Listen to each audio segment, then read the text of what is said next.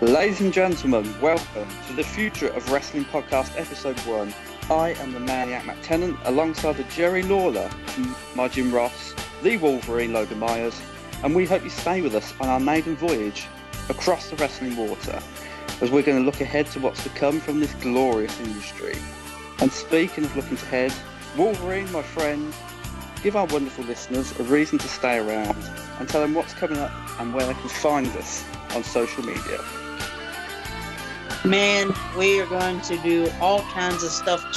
Not just tonight, Maniac Matt, but tonight we have big news. Release stars. We have reviews. We have all kinds of stuff. But if you want to check us out on Facebook at Future of Wrestling Podcast and on Twitter, you can follow me at Logan Myers 144. And of course, Maniac Matt, where can they check you out? You can find me on Twitter at @10FutureDW, and of course on Union Smack, and you can find Logan on Cruise Control as well. Yes, and of course you guys, just get out there. I love the promoting of Union Smack is one of the most watched shows on the Slam Pigs podcast, and including Future Wrestling Podcast, since it's our very first episode. Absolutely. Thanks for mentioning that. And you have to check out Cruise Control as well, because it is awesome. So, Logan, are we ready? I'm ready. Episode 1. Are we ready to do this? Our first segment. Our very first segment on Future Now News, which can we just throw it out there since it happened today on the breaking news of Austin Aries from 205 Live? Yeah, let's get into it. For anyone who hasn't heard this, though I don't know why you wouldn't, because it's all over the internet, Austin Aries has today, Friday night, been released from WWE. Logan, do you want to fill the people in on why and how this came about? Most definitely, Austin Aries actually requested his release from the WWE because he said he did not have any future in the Cruiserweight division. He did not want to be just promoted and on the Cruiserweight division, which is sad to me because I think he could have been a really good face of the Cruiserweight division. Mm-hmm. In my opinion, though, this is a shocker, but at the same time, I probably could have seen it coming. Yeah, I mean, that's what I was going to say. After a lot of people that on social media tonight said it was a shock. WWE was stupid for not doing anything with him, and I agree with that. But I also think putting him on 205 Live in the first place was a mistake, especially when you had a heel as strong as Neville. And I've seen a lot of people tonight say they should have given him the belt. They should have given him the belt. And you can disagree with me, Logan, but for me, because Neville was doing such a great job as Cruiserweight champion, and he's really lit that division up for me, I was happy they didn't give Austin Aries the belt.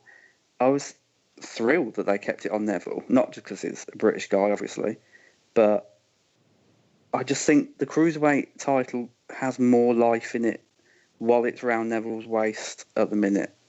Do you know what I mean? If they'd have give it to Aries, I think it would have fell flat because of the lack of heel challengers. I completely agree. But like I said, on Cruise Control, week after week after week with Travis, Neville is on his own level, and you can't surpass that at all. Yes, Austin Aries should have gotten a championship reign with the Cruiserweight title, but at the same time, maybe that was too early for that to happen. Maybe next year, if just. And that's the point I'm trying to make is Neville is too good right now to just say, hey, let's take the championship off of him when he is just showing why he is the best on the Cruiserweight division. Yeah, I'd agree with that. For me, it was like putting Finn Balor and Seth Rollins together on Raw. Aries and Neville cancelled each other out in that they were both stars, but only one of them could be the star. And they really both needed the spotlight that role brought. Like I said, I agree. Neville is by far going to be, in my opinion, the best cruiserweight championship guy. Yeah. And you can't agree with that when you see what he does in the ring and what he can do with wrestlers like Rich Swann, who hasn't had the best time in the cruiserweight division. Like, he can bring something out of everyone. And for me, Neville, I know he won't. I don't think they'll give the title to Cedric Alexander anytime soon. So I'm hoping Neville will be champion to at least Survivor Series, but this is WWE, Logan. Who knows? You know, we've seen many maddening decisions, and Yep, we've seen some terrible decisions. Just look have. at the Brian Kendrick booking as of late. Exactly. I think the last thing that I want to say on this is that WWE probably could have fought harder for Austin Aries. It reminds me of CM Punk when he was allowed to walk out the company without them putting up much fight to keep him. I know Aries was injured. I know he wasn't thrilled about his future or where it might be going. I just think they could have done more to reassure him and keep him around. What do you think? I agree. I think they shouldn't have given Austin Aries the release. I think they should have tried to push to keep him in the main roster somehow, some way, and maybe not on the cruiserweight division. I think that's the last thing I could really say about Yeah. the release. Yeah, I agree. So, Vince, if you listen to this, me and Logan both think you're a dick. So that brings us to our next piece. Cool. That brings us to our next piece of Future Now news, Logan, and that, of course, is JoJo following the buzzards. And before anybody gets on at us, we know this is oldish news, but we think it's relevant enough to mention it on our first voyage across that wrestling water. So, for those who don't know, and I don't know why you wouldn't, on June the 12th, it was reported that Bray Wyatt's wife, Samantha Rotunda, had filed for divorce after she found out he was having an affair with ring announcer JoJo, who, of course, we all know from Total Divas and NXT. What is your take on this, Logan, before we give these lovely people listening to us more background to this? Well, I don't really want to talk much about it because it's, to me, personal stuff is personal stuff. But Yeah. I will say, she's following the buzzards, and he's giving her the buzzards. You know what I mean? Yeah, I know what you mean. I think you're right. Like, a wrestler's personal life is their own. I just think that it's been brought into the public spotlight now. So I don't know. They could have done a better job for me of keeping a lid on this. I know Bray Wyatt's divorce papers have a clause in it where she's not allowed, she being his soon-to-be ex-wife, isn't allowed to talk about it to the press. But that doesn't stop us. There's no restraining order against us, Logan. And I think that, wrestlers will do what they want to do. It's not going to be the first case of a wrestling divorce. It's not going to be the last. Bray and JoJo aren't going to be the first two wrestling personalities to, let's say, get it on the road. I just think right now, at this stage in Bray Wyatt's career, when he's had such a bad time against Randy Orton and the company have buried him unnecessarily, I think this is the last thing he needed. Well, it's not. This could be the same thing that we talk about when, like, the whole Paige situation. Yeah. It's personal. It's stuff that really we shouldn't really talk about. It's none of our business. But at the same time, you kind of made it our business as a fan because it's getting out there in the public. Yeah. And I agree. We are not stupid. We're not just going to ignore the fact that, oh, this happened. It's not our business to even comment or anything, but we're going to do it anyways because we're fans. And That's right. We pay the money to say what we think, and that's I, right. We have to sit through this. Let's not forget that anybody quick enough out there to say, "Oh, it's none of your business." We have to sit through this for 6 hours on a weekly basis. So, while I don't agree with pulling a wrestler into the spotlight, especially his personal life or her personal life, I think we have some right to maybe talk about it, because it could affect us as fans. WWE could really take badly to this and bury Bray Wyatt even further than they have, when a lot of people out there are paying their money to see him reach the main event again. Mm-hmm. Exactly. And that's the thing that irritates us as a fan. When Paige comes back, how are they going to treat her? Yeah. They're starting to bury Bray Wyatt, even though that was before the whole situation that's happened. Yeah. But I'm just hoping we'll talk about it more on the prediction part of tonight's show about Seth Rollins versus Bray Wyatt. How are they going to book it now that Yeah. this is out there? Yeah, we'll get to that. There's more to come on Bray Wyatt, ladies and gentlemen. Do not worry about that. Logan, our next piece of news, and I'll let you take this. Randy Orton, dive! Go.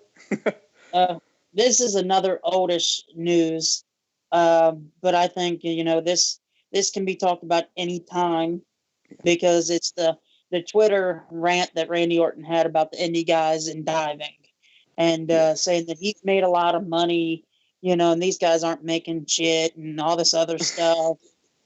Talking about Bubba Ray Dudley diving, and it's just him falling, and a lot of talk about it. If you want my 2 cents, I'll quickly do it within like 60 seconds to a minute.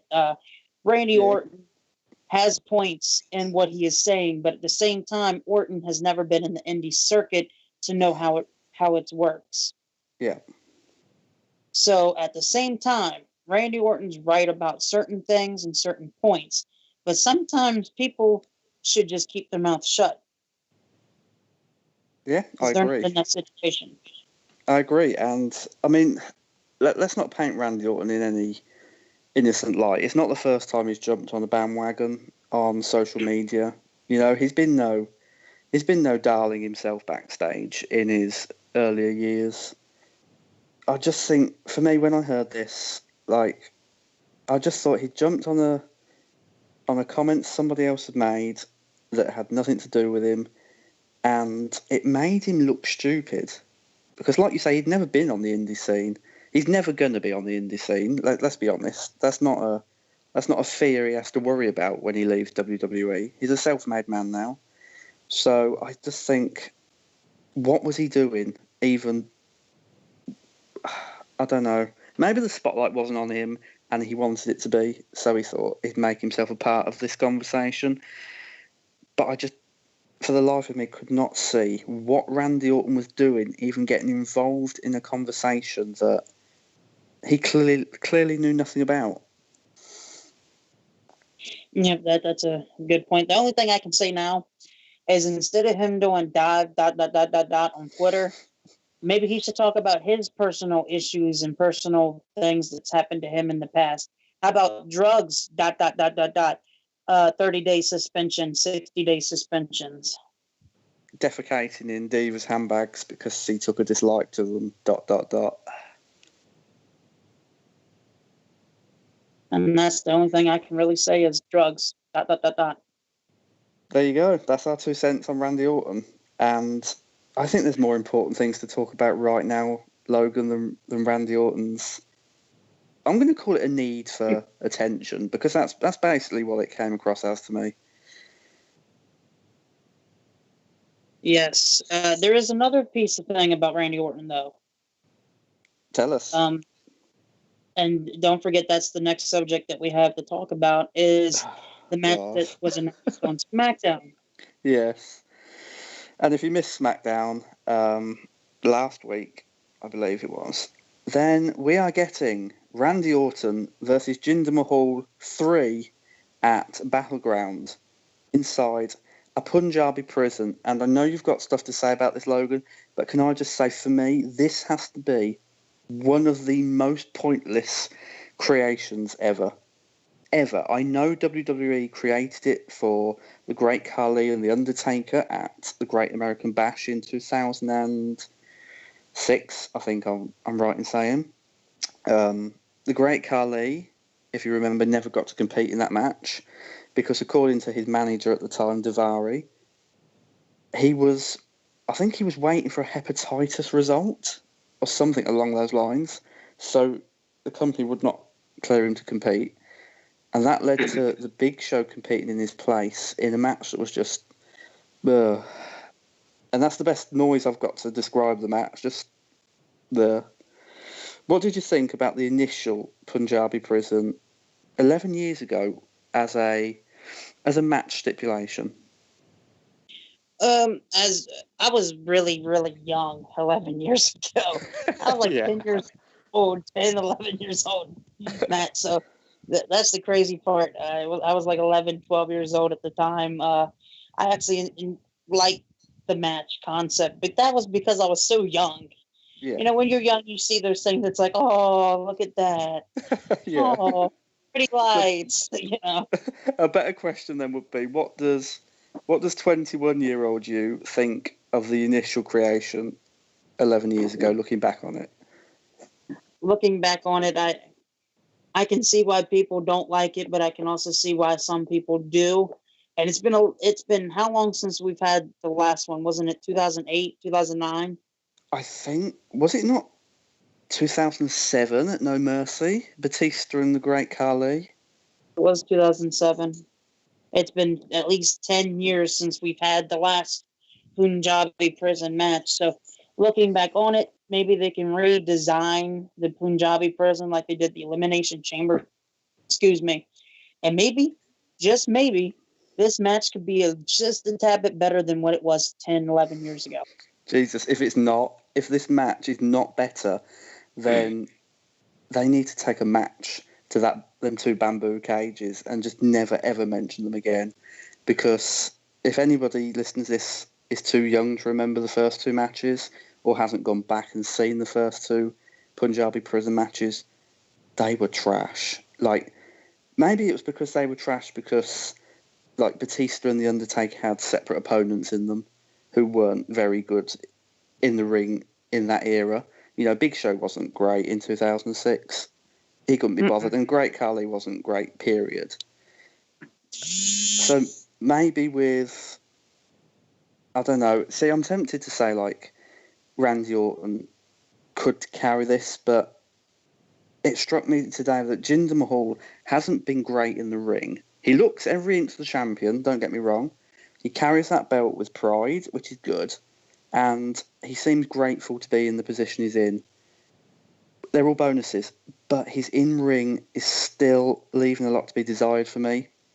And just locking him inside two bamboo wicker, whatever you want to call them, cages, he's going to be, you know, WWE can't afford him the attractions they could in a last round standing match or a street fight. This is all going to be Jinder for the most part.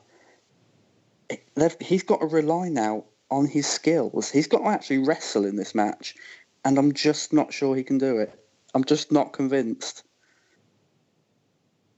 I'm not convinced either. This is something that we're gonna talk about before, and we're probably gonna talk about afterward. So, Oh yeah, we are. I think this match is so relevant right now to us that we should just probably move on. I think so too. I don't have high hopes for it. Like a lot of people aren't hyped about it, and then there's some that's you know. I'm just wondering if those people that are hyped about it haven't bothered to watch the first two, maybe.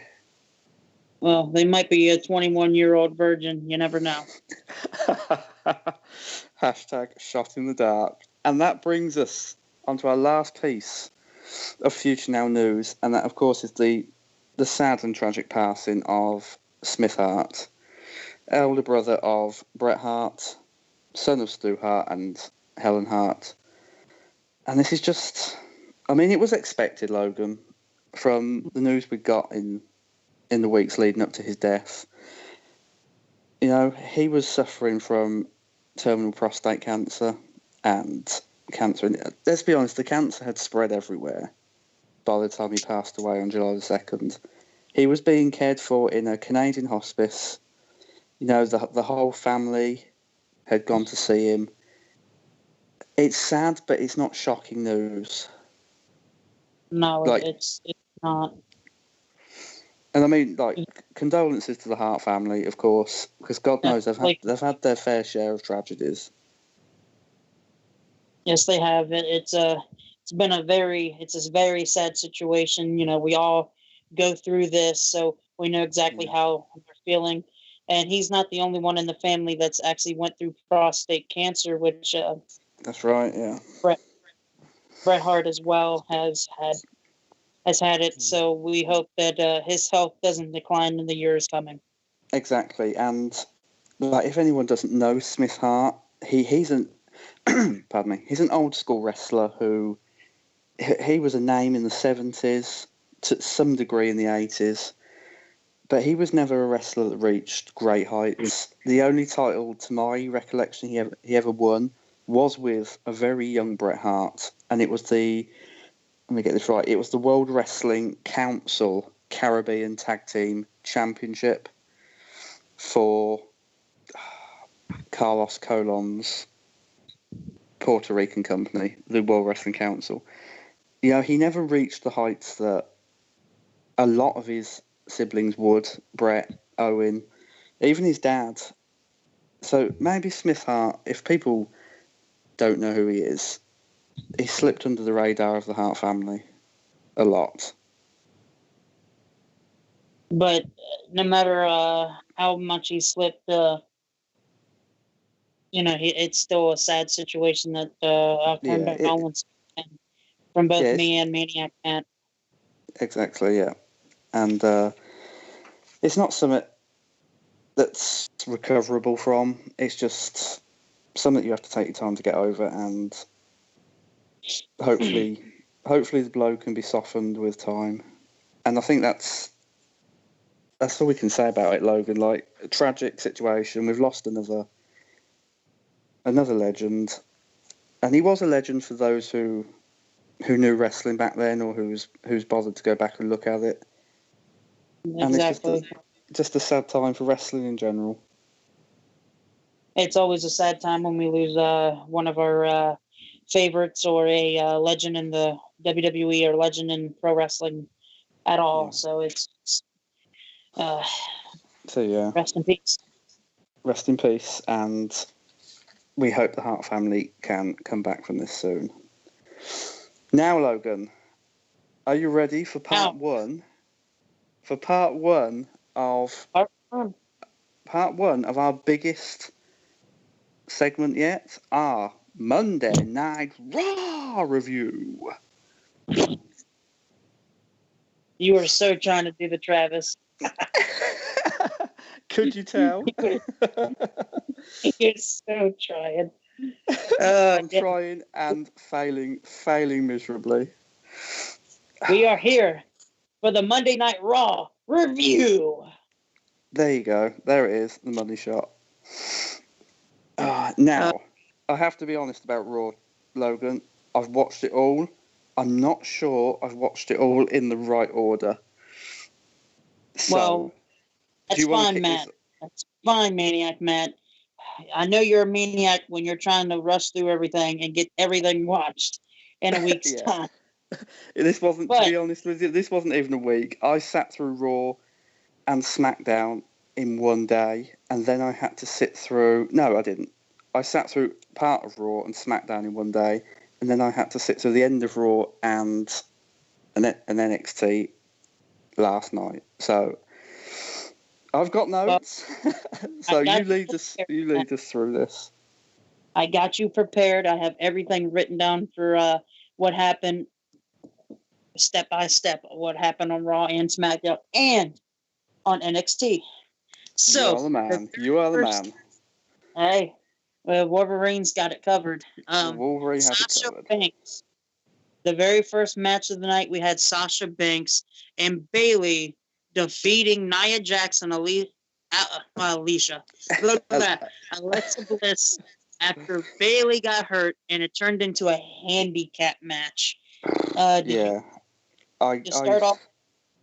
honestly, what are they doing with Nia Jax? Like, this isn't. I know Sasha's the number one contender. I know she's going to have I'm going to say possibly a great match against Alexa Bliss on Sunday, because judging by the WWE's past track record with females over the past few months, I'm not banking on this being great.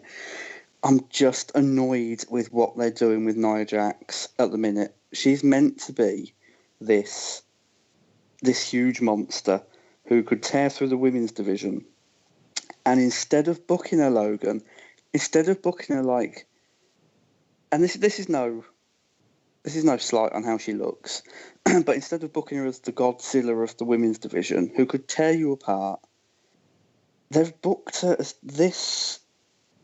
I don't know. I don't know what the word is. They've brought her close to that and then just pulled her all the way back.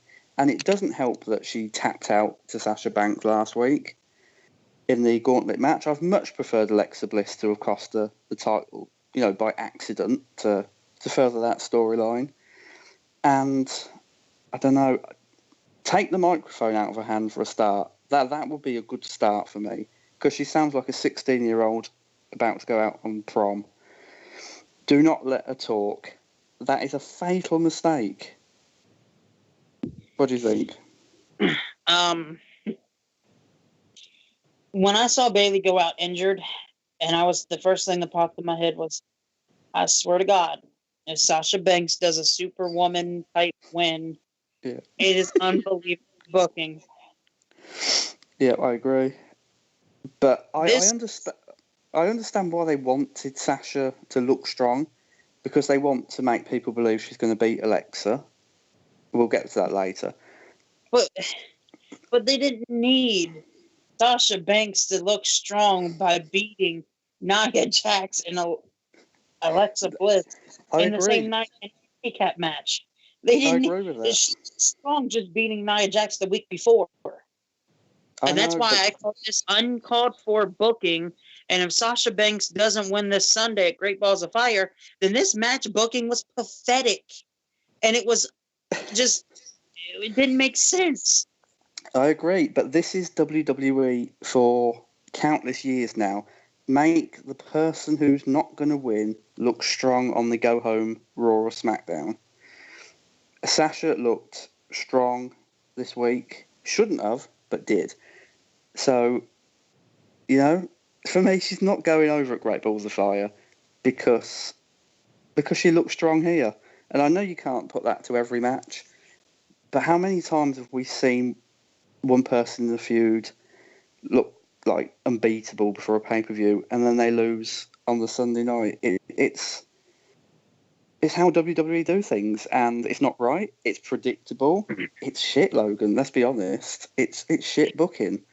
It's what's burying a lot of talent, but it's the way WWE have been set in their ways for a long time, and Vince isn't going to change anytime soon. No.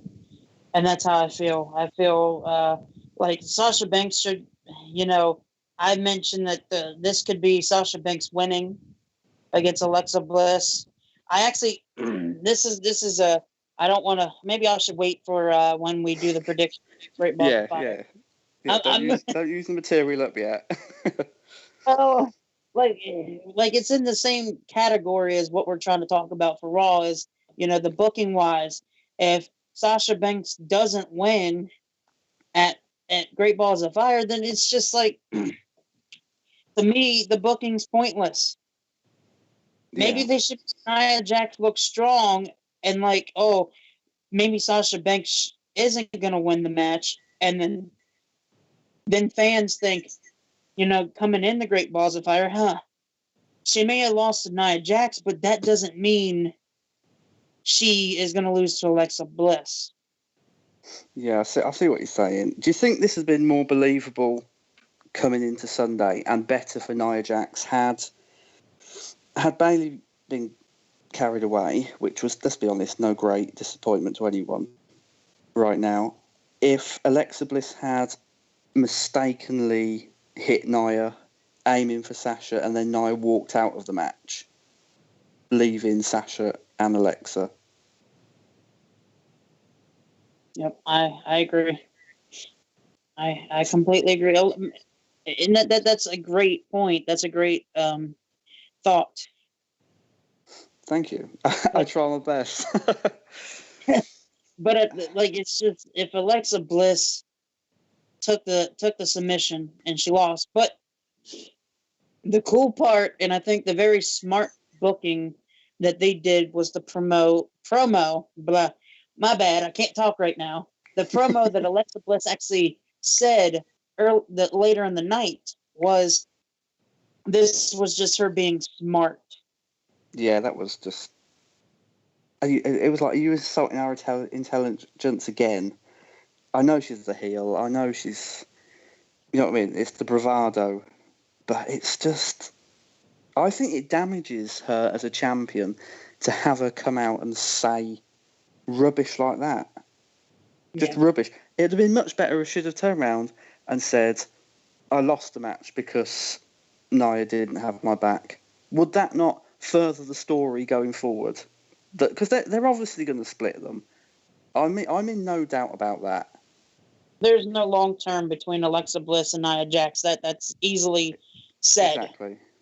Exactly. So surely blaming Nia would then set up, because they're not gonna come to blows again before Great Balls of Fire, which means whatever WWE have planned on Sunday night, it's going to be forgotten about Monday, and we're going to move on to the Survivor Series hype for Raw. So they could have dealt with Alexa Bliss blaming Nia Jax next week, moving forward to a story between them two. That would have been a much better promo for me than have her come out and say, "Oh, it was all a plan to lure Sasha into a false sense of security." Exactly. And our points, I think we always try to find things that we disagree on. But sometimes when we agree on things, it actually is a good thing. It is a good thing, and we probably won't do it all the way through these reviews and this podcast, Logan. But sometimes it's just we're gonna find things where the maniac actually has to face the Wolverine. yeah. So, That's right. moving on to the Monday Night Raw review, we had Cedric Alexander, the Cruiserweight division, on tap for Monday Night Raw as Cedric Alexander defeated Noam Dar. What did you think? What do you think of the Cruiserweight division, Matt? And what did you think of this match booking? Well, firstly, I haven't seen a lot of the Cruiserweight division. I've actually gone out of my way to avoid it because, as I said to Travis, after Raw, after SmackDown, after NXT, that's 6 hours of wrestling. That's a lot to pack into 3 days, Logan. So I guess this is the time where we start fighting because that me and Travis, the only reason why we do Cruise Control is because there is a lot of things that a lot of people are missing on 205 Live. That's just personal opinion. But things that Vince McMahon has, when Vince is making and booking the matches on Raw, it's like, what the hell did we just get on Raw?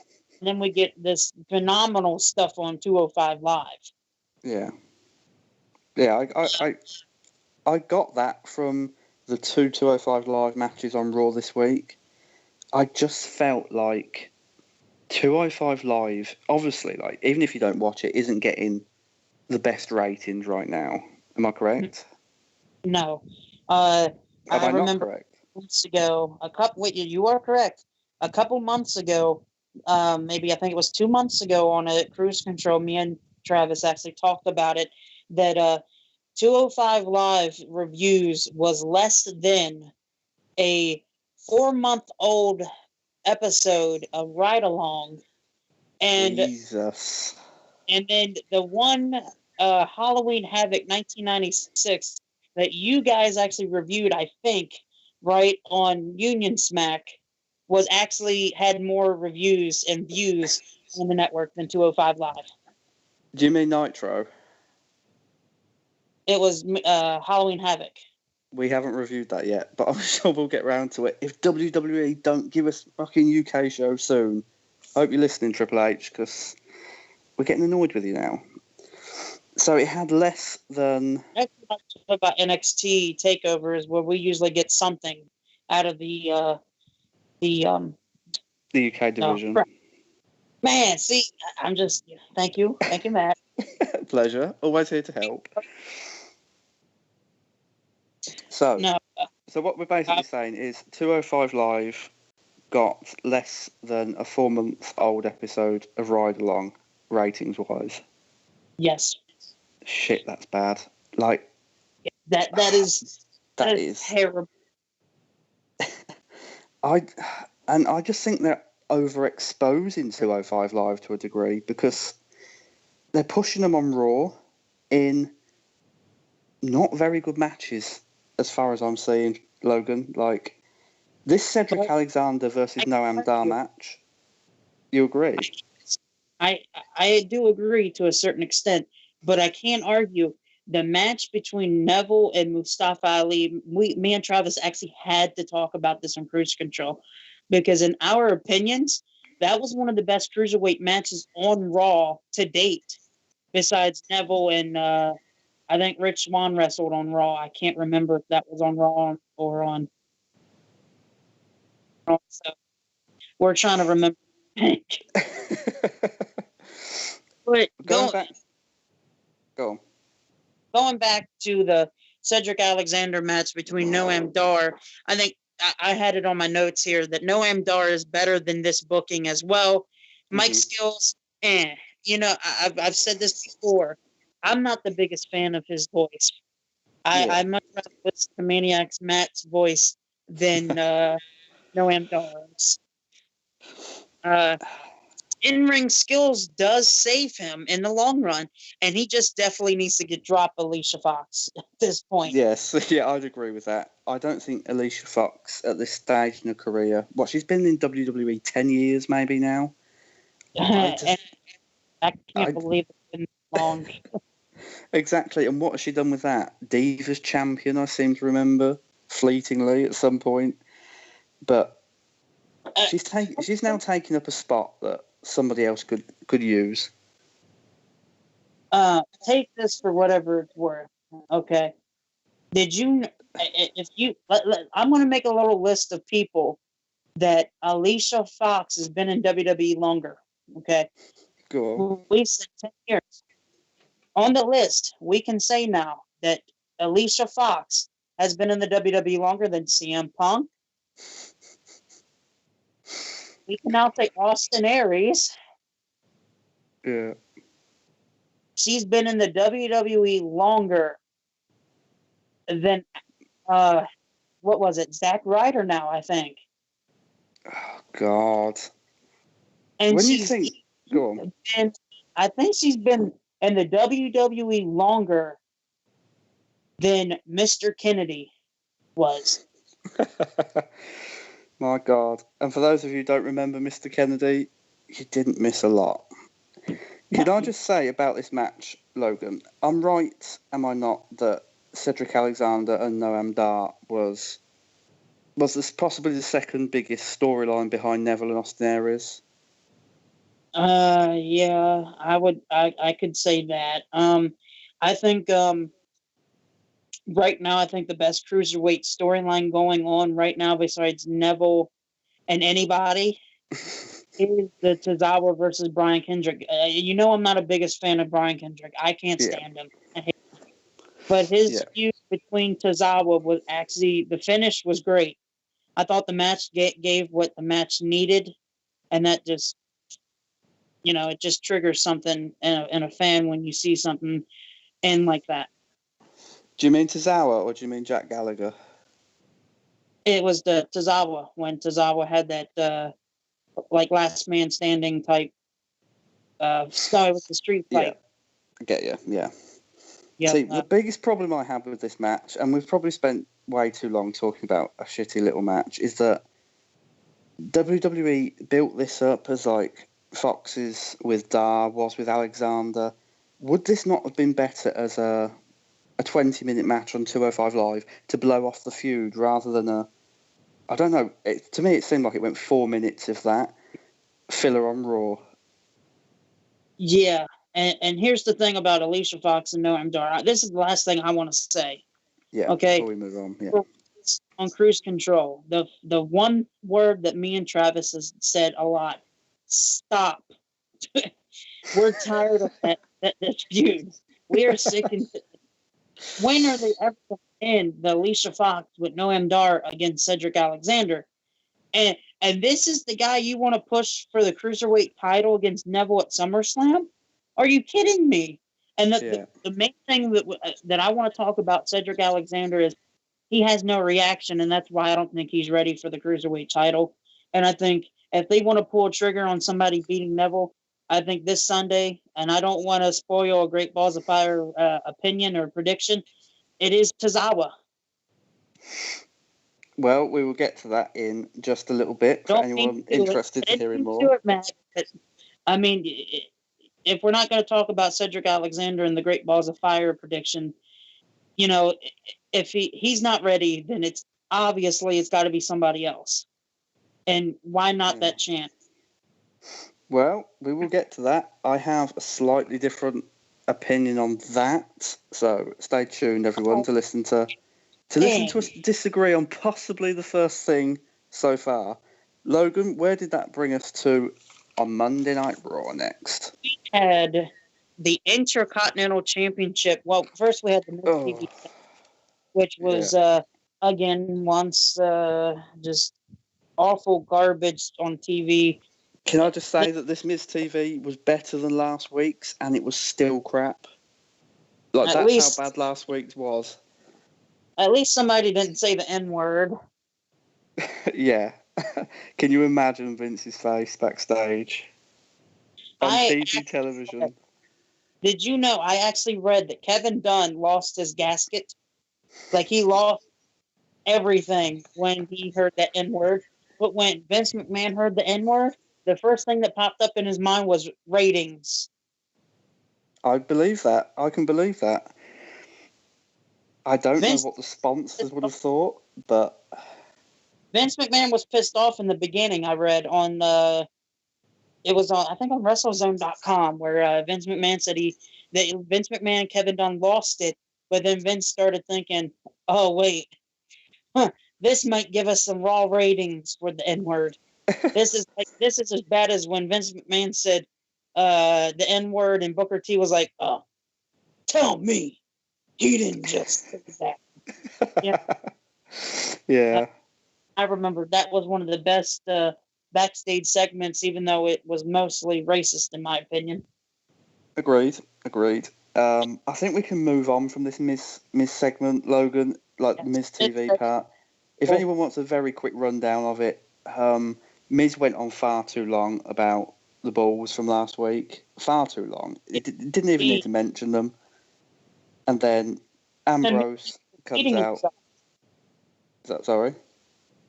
To me, The Miz was repeating himself a lot. Oh, he was. He was like a man possessed who couldn't let go of a grudge when it was just move on from it. You know what I mean? Yeah, I think he cut like an 8-minute promo, it seemed like. Yeah, way too long. And in that 8 minutes, I don't think he mentioned the Intercontinental title once in that 8 minutes. And see, that's the part that I don't understand. Is the Miz had 8 minutes of a promo, but Cedric Alexander and Noam Dar didn't get that much time. Yeah. And then the Intercontinental Championship match that was actually added by Kurt Angle between The Miz defeating Heath Slater, wearing his suit, and all that Michael Cole could talk about is him splitting it down his ass crack. Well, let's just rewind a bit for anyone listening who hasn't seen it. We don't need to go into that Miz promo. It was trash. Miz then starts on Dean Ambrose. Ambrose predictably comes out, says he wants his rematch, and says he wants it on Raw, if I'm right. Miz refuses. Kurt Angle comes out. No, Heath Slater comes out. And I might be wrong, Logan, but did Heath Slater say he hasn't been given a title shot in 8 years? He said he hasn't been given a singles title opportunity. I must have missed that because I thought, is this another bit of WWE writing that they just haven't gone back and looked at? It did sound like he, at first, but he was the microphone was like low when he first came out. But can I say one thing is can you believe that Heath Slater actually got a response and a crowd reaction when the Miz mentioned West Virginia? I know. That's a Heath Slater pop in 2017, ladies and gentlemen. Just run that through your minds. I bet we never thought at the beginning of last year we'd be hearing a Heath Slater pop. Or, can I just say, Logan, he's got kids chant. I never thought I'd hear that, but we did all this week on Raw. And then Kurt Angle comes out after Heath Slater says he wants a shot. And The Miz says he'll defend against one man at Great Balls of Fire. And Kurt Angle, in, I think, the most animated promo he's had since he's been back on television, says that, predictably, Dean Ambrose will get his rematch at Great Balls of Fire, and Miz gets Slater next.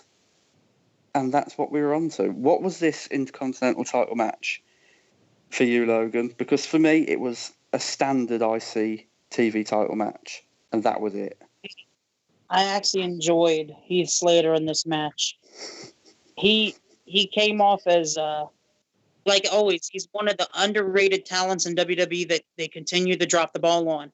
He can't win for losing, and I know booking wise, the Miz needed to win this match here, but they could have made it a triple threat at Great Balls of Fire. Want to know? That's what I was going to say. That's the same thing you were going to say. Yeah, I was going to say I don't want to see another Ambrose Miz match.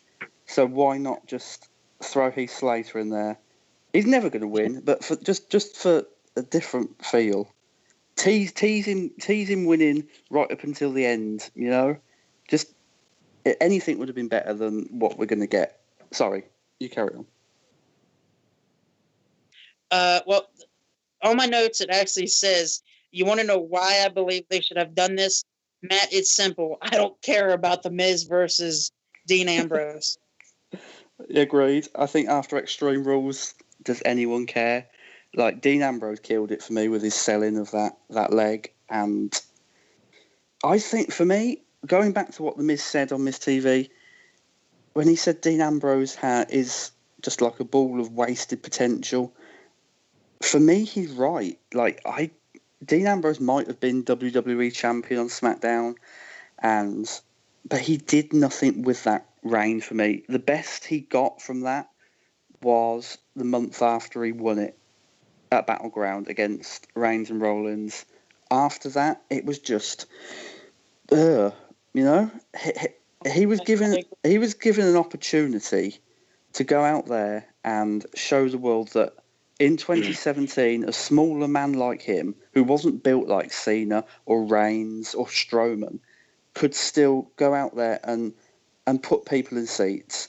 And he went out last year at SummerSlam against Dolph Ziggler, who is no slouch, and they just stunk out the joint.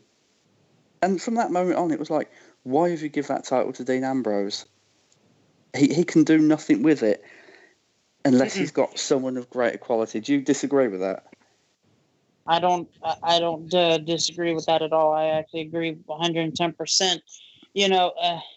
Dean Ambrose is every championship opportunity that he's been given and the runs that he's been given, he's failed.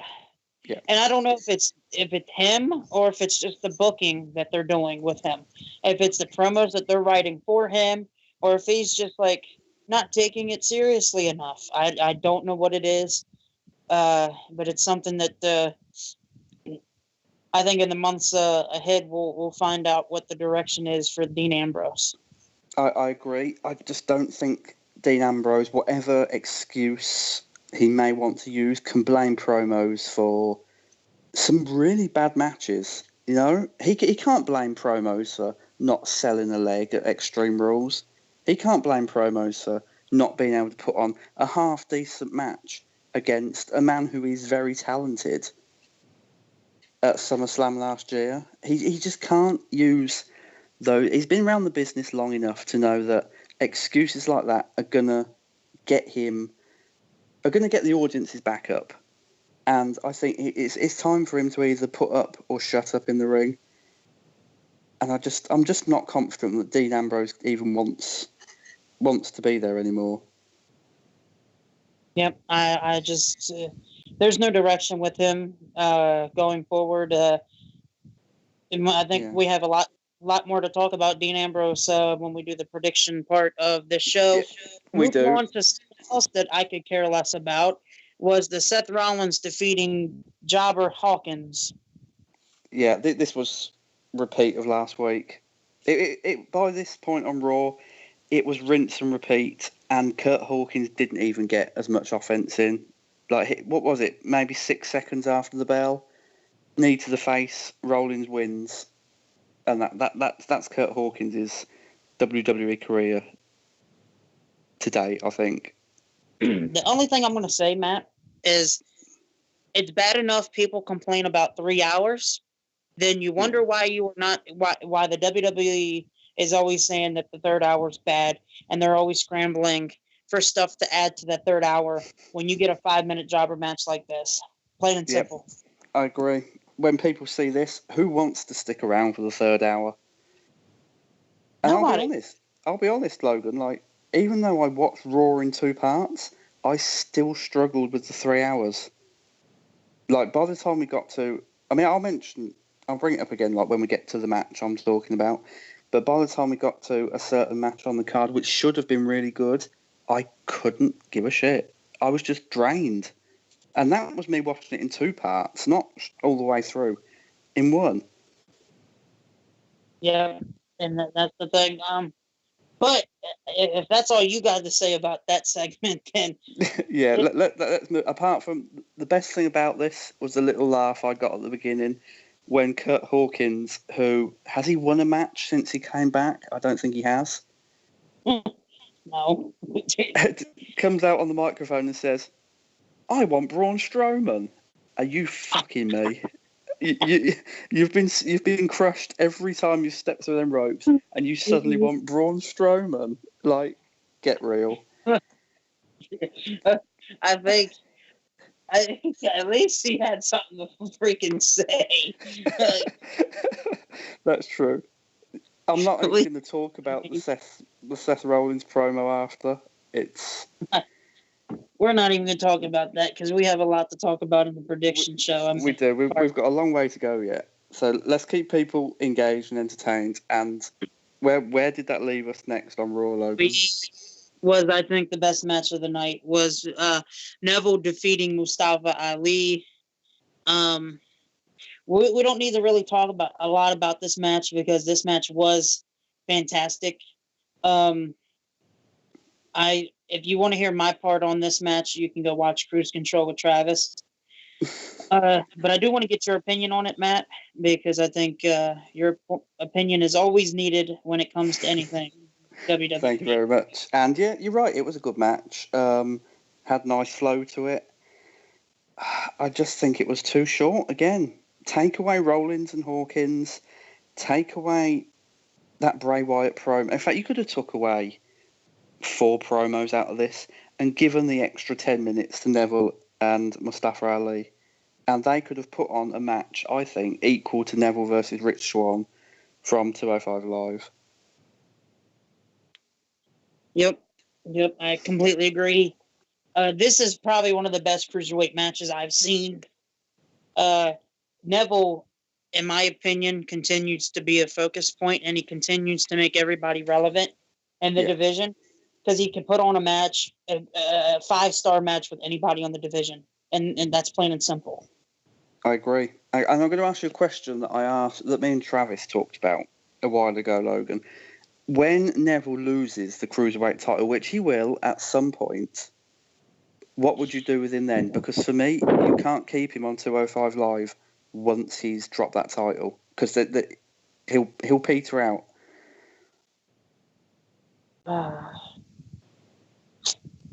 What was Travis's comment? Travis said he would send him back to NXT and possibly make him NXT champion, which is a fair point, because I said I don't see him as a main roster guy on Raw. SmackDown, yes. For me, I'd have pushed Neville ahead of Jinder Mahal. I'd have made Neville WWE champion in that heel role. I just don't see him doing it on Raw. Amongst all the faces they've got, I don't think Vince has got any interest on pushing a man that he's going to look at as a former cruiserweight champion at best. As good a work as Neville's doing, once he drops that title and comes up to the main roster again properly, Vince is just going to look at him as another guy that was on a show whose ratings were failing. So I don't think they're not going to push him above Reigns or Rollins or Balor or Strowman or a host of other names there. So I think Travis was right. Put him on NXT or maybe SmackDown Live. I don't think he's got a place on the UK show if anybody out there does. I can see Neville getting opportunities and just showcasing going back to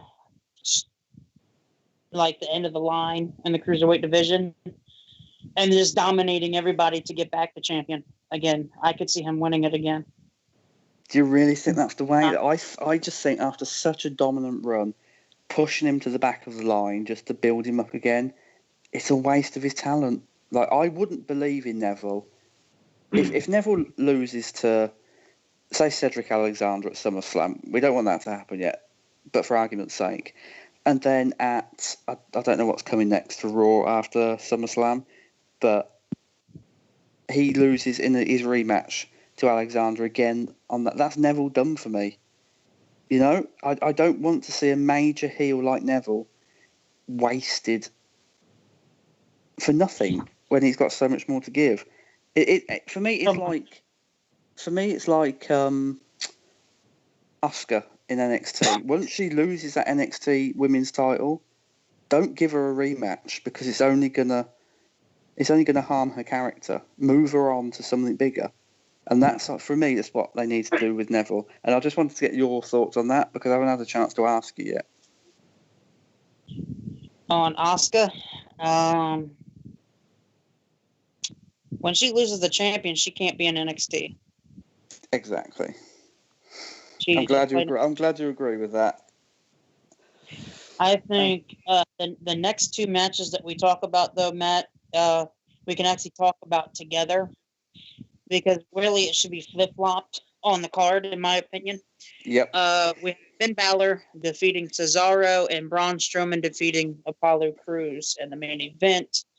And this Balor-Cesaro match was the one I was alluding to earlier, where it should have been good for me, but it had been so long into the broadcast that I just mentally just tuned out. I was watching it, but my brain wasn't taking it in because so much rubbish beforehand. And I don't think Balor and Cesaro delivered completely. I think they held back.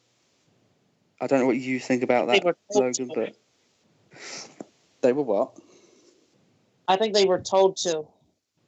Yeah, I mean, I can see that, but if you'd have flip-flopped it, they could have gone out there and put on a really, really stunning Raw main event. Yeah, I completely agree, but at the same time, I think the reason why they were booked here and told to not go as hard as they should is because they didn't want them to overlook or overbook or overdo what Braun Strowman was going to do in the main event. Yeah, I agree with that.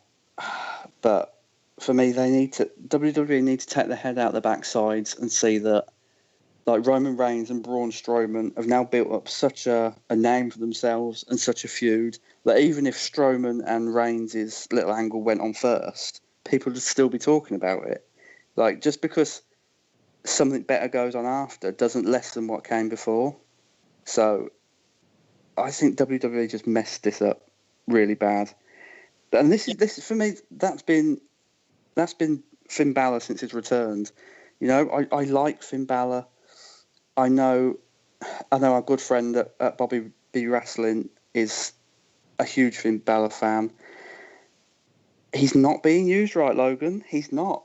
And WWE, they've really dropped the ball on someone who can still be a worldwide star. Let's not count him out yet. But somebody who needs something special really quickly. I completely agree. And another thing that I can say about the other match that we're talking about is Apollo Crews isn't ready for a main event. Plain and simple. I enjoyed the part where Titus O'Neil almost talked him into it.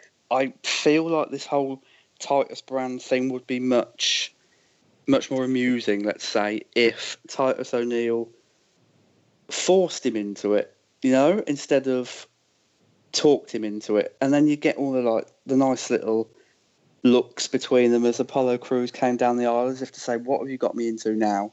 I just think the Titus brand or Titus Worldwide isn't going anywhere serious. Would you agree with that? No. Would you not? I don't see where it's going. The direction's kind of awkward to me right now. Yeah. There's just too many questions, to be answered in the upcoming month, and however long this little thing continues. Anything Titus seems like it never lasts that long. So I think it's. I mean, I said to you on Twitter. I think it's good in the short term to do something with wrestlers they're not going to use seriously. At least they're getting a tiny bit of exposure and not really losing anything by association. But there's got to be some sort of outcome.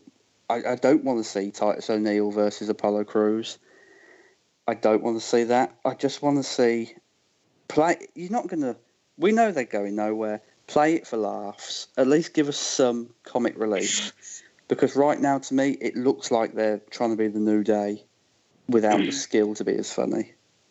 Yeah, and that's the point that there's not really much to say about it.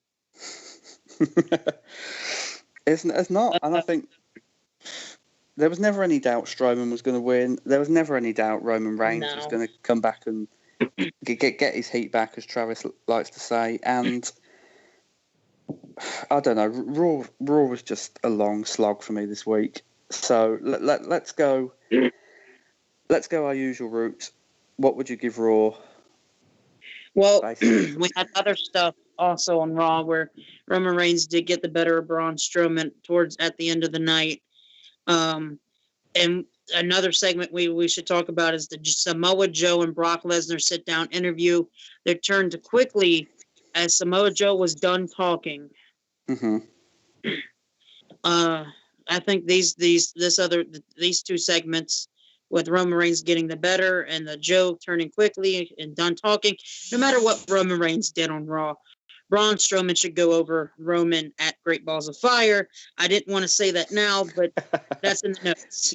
Yeah, I would agree with that. And on the Joe bit, I thought Samoa Joe looked like a killer heel this week. I don't know what they were doing with Brock Lesnar. He just seemed like a baby face. And that's the only way I can describe him. Just sitting there calm and collected, going, yeah, come to me. Yeah. Yeah. Samoa Joe was a beast. See, I've enjoyed how Joe has taken this opportunity and clearly ran with it and wants to make this work out for himself in the long run. The build up has been great. Just let Samoa Joe Brock Lesnar put on a decent match and not a squash. I want this to be a great match. I'm going to tell you my prediction later, but at the end of the day, if I wanted to give Raw a grade, it would be a C+. You're being generous. I'd give it a D, because by the time it got to the decent matches on the card. The Neville Ali match, the Finn Balor Cesaro match. I was lagging badly. After so much, WWE expect us to sit through a lot each week, and then still expect us to be interested in the good matches to come. Like this week's Raw, and you could say this about a lot of weeks Raw, I know, but we're talking about this week in particular, is a good case of why it should be cut down to 2 hours. They won't do it because of money and sponsors and blah, blah. But, Raw right now is a good case of itself of why it should be cut down to 2 hours. Yep, exactly. You gave it a D. I gave it a C+.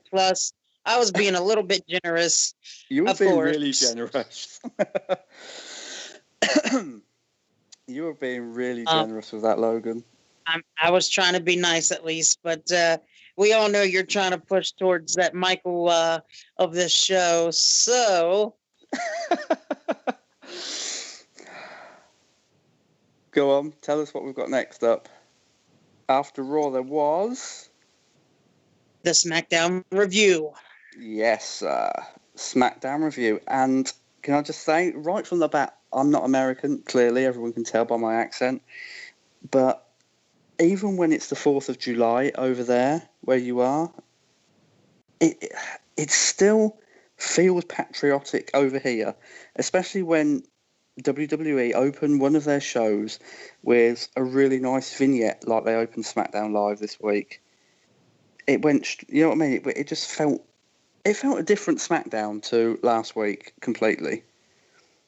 And that's a good thing in my opinion. I think that's a great thing. I loved how the show opened up with the much hyped return of John Cena. Me too. Who is now a free agent. I've always been in two minds about John Cena. I used to be a really big John Cena fan. For my sins, I used to have the. Do you remember the old black T-shirt with the bulldog in the middle of the logo with like the army hat on? I used to have that and the dog tags when I didn't have a life. Sorry, any John Cena fans out there, but I agree. This was the. I know we're gonna get a lot of shit on Twitter for that. We are going to get so much shit for that, Logan, but hey, who cares? I'm going to get disgusted. I am glad they opened the show with John Cena and didn't close the show with John Cena, because then I'd have felt like it all revolved around John Cena again. Do you know what I mean? And that's what made the show really good. In honor of Independence Day, well, of course, he praised America and Americans, and then praised the WWE superstars who work week in and week out, and took exception to people who call him a part-timer. Yep. And no matter what people say about him being a part-timer, he does, the first thing that pops in my head when I see John Cena come back is The Rock. Yep. I can't disagree with that, and I think he got the crowd. This must be one of the first times I've seen John Cena talk where a crowd's started off hating him, but and even before Rusev came out, I have to add, there was people cheering him. Yep. It was Cena. I think people have learned now that we're not getting rid of John Cena anytime soon, so just have fun with it. You know he's probably going to win the majority of his matches, though, lately. I say lately, before he left at WrestleMania. He's been putting over a lot of young talent. I'm hopeful he's going to do that again with Rusev. Especially after he had a hand in killing Rusev's career at WrestleMania 31. I'm just hopeful that this time John Cena's gone, I'm not Hulk Hogan. I'm not going to push myself and my priorities and what I want above the future of the business. That's my hope for this John Cena run. Yep, I completely agree to certain extents. But like you said, Rusev came back in the show, Matt, Yes, And he did. first thing that came off, in my opinion, was John Cena got a really good crowd reaction because Mhm. Rusev actually did some really good heelish spots in this promo, and it did seem like the fans actually cared about what was going on in this match. Yeah, This segment. My bad. there are a few things I would just pick apart about it. Rusev, can I just say, looked brilliant. Like he's lost a lot of fat. He's put on a lot of muscle. The hair looks much better than it did. This could be a new Rusev if they push him. I just didn't like the length of time they made him talk for. I would have preferred. They're doing the whole anti-American image gimmick thing again, which is fine. We've seen it too many times for it to be really effective for me. But I'd have had him come down. I'd have had him confront John Cena in the ring, and I'd have just had him say, "I'll tell you why I'm here," and then kick John Cena in the face and put the accolade on him to set up, and then maybe drape John Cena in the Bulgarian flag, thus setting up the flag match at Battleground. That for me would have been a much more dominant Rusev than just talking for 5 minutes. Because for me, a really good heel shouldn't need to talk that much. It should all be in the action. Yep. I completely agree. I think Matt Rusev looked very strong in on this SmackDown Live, and him returning. He got a great heel reaction. Like I said, I do prefer him over Jinder Mahal Oh right yeah, now. yeah. I mean, if Jinder, if Rusev had been fit and healthy, maybe they'd have gone for Rusev instead of Jinder. It's not likely because they wanted to push into the Indian market and whatnot. But I think if Rusev had been WWE champion right now, I don't think anyone would have been seriously complaining outside of the storyline. No, no, not a, no. I agree. I agree with you 110%. I just hope John Cena doesn't do this, but I hope Yeah, Rusev over John Cena. But I have that feeling it's not a flag that John Cena is going to be grabbing. It's the damn shovel. yeah, yeah. Man after my own heart. Like I seriously hope John Cena doesn't bury Rusev, but I think we all expect him to. And I think that's one of the main problems with John Cena is that did he need to go over AJ Styles at the Royal Rumble? Not really. You know, he just went over AJ Styles because WWE wanted to tie him with Ric Flair, and it was unnecessary to do so. And it's just another little piece of evidence of WWE putting the past over their future when it should be the other way around. Yep, I agree. What is next, Matt? Do you have it on I yours, or do you need me to? I have. Tell me if I'm wrong. I have that little segment with Daniel Bryan, Styles, and Chad Gable, and then the Styles versus Gable match. Yes, it was AJ Styles versus Chad Gable, and a Yes. winner is in the number one contenders United States Championship Battle Royal in the main event. Hmm. Styles got the pin after hitting the phenomenal forearm. And the first thing I want to say is Chad Gable put on one hell of a match He against did. AJ Styles. Tag team or singles career, I think he has a bright future. He was Yeah. excellent in this match against AJ Styles. And I mean, anyone can have a decent match against Styles. But I felt Chad Gable didn't need to be carried in this match because these two guys worked with great chemistry. Agreed. And I can't add any more to that because it's been said by everyone on Twitter, by every wrestling podcaster this week, by every critic, that Chad Gable came out of this looking $1 million. He didn't need to win, Chad Gable. I know our good friend Kristen, who will be with us next week, wanted Chad Gable to win, but he didn't need to. He really didn't need to. He looked. I can't even begin to tell you. More than $1 million, Logan. Chad Gable looked. I'm going to say like a young Kurt Angle in this. Yes, yes, they did. He's very talented. There's not He really much is. you can say besides that. He is a very talented man. I'm going to put you on the spot now, Logan. If WWE split American Alpha and only one, Jordan or Gable, can go on to a successful singles career, who would you pick? Chad Gable. Didn't even have to think about that. You don't think Jason Jordan's got what it takes to roll on to the main event? He's got the look. He can wrestle too. These two guys are really phenomenal wrestlers.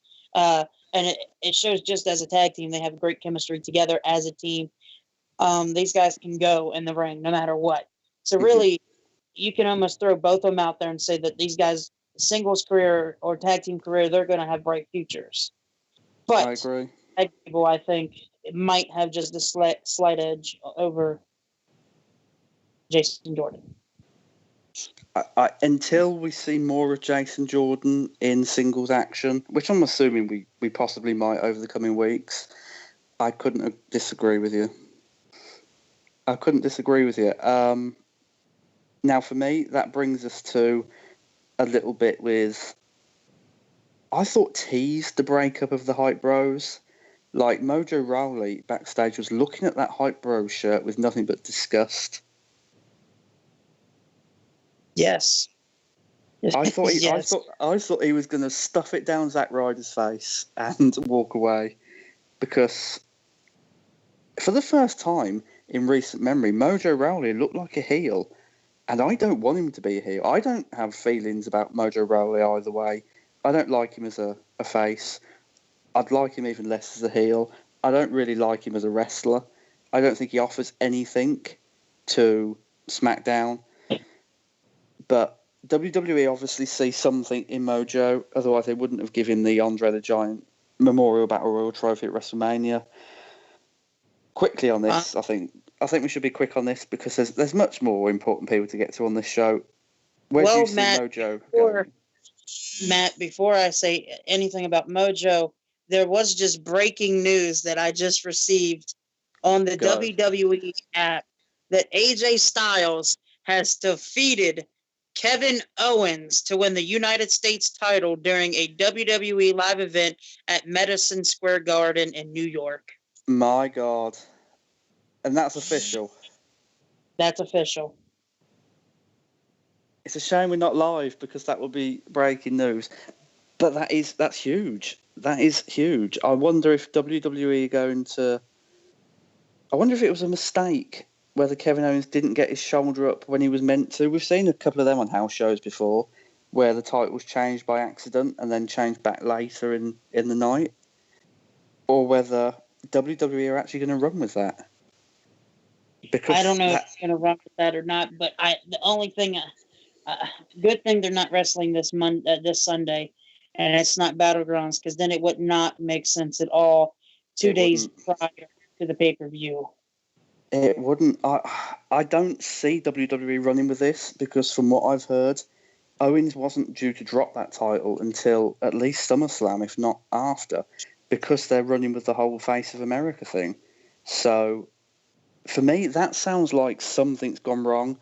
Either Kevin Owens was injured in the match and they had to do it on the fly, or it was just a genuine mistake and they're going to have to pull it right later tonight. I can't see AJ Styles walking into SmackDown next week with the United States title. No, I can't see it. It'd be kind of weird unless they change hands tomorrow night at a live event. They just wanted to do like a shock value at a live event at Madison Square Garden. Yeah. But the only reason... Go on. That was the only breaking news, It's weird that I get these news while we're on recording. So thank you to Megan in the chat room that we are actually in for... Yes, thank you, Megan. And can I just say on that, the only way I can see Styles walking into SmackDown with that title next week is if Kevin Owens has a legitimate injury and they've had absolutely no choice but to change it. Yeah, I agree. it's just something that we're going to have to keep an eye on and probably comment on this next week on future wrestling podcast. Absolutely. Absolutely. I mean, we can't let this go, Logan. Like, if this is going to stick, it's massive. It's breaking news. It's something that is kind of shocker at a live event. You don't normally see this, but when they do, usually it's head scratching because it's not on TV and people not everyone gets to see this. So exactly. So, wow. Right, that moves us on, Logan, to our. I think they called this the Carmelibration. Do you like Carmella or not? Like, I think the WWE universe are divided on her. Some people like her, some people don't. Me personally, I like her. I think she's hot. I probably shouldn't have said that.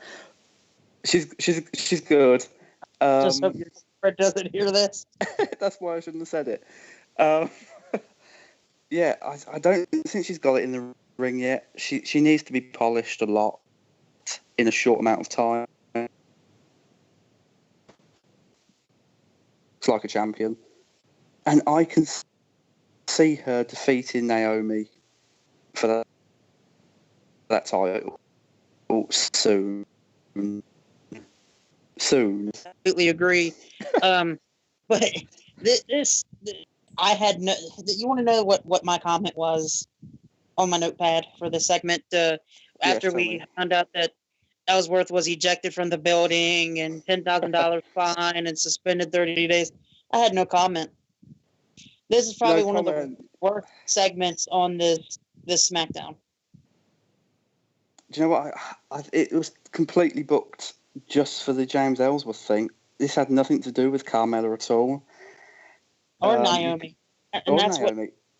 Was it me? That's what or did Naomi look like a really sneaky teacher's pet that you just hated for, you know what I mean, going behind someone's back and ratting them out? She did not feel like a baby face in this segment at all, Naomi.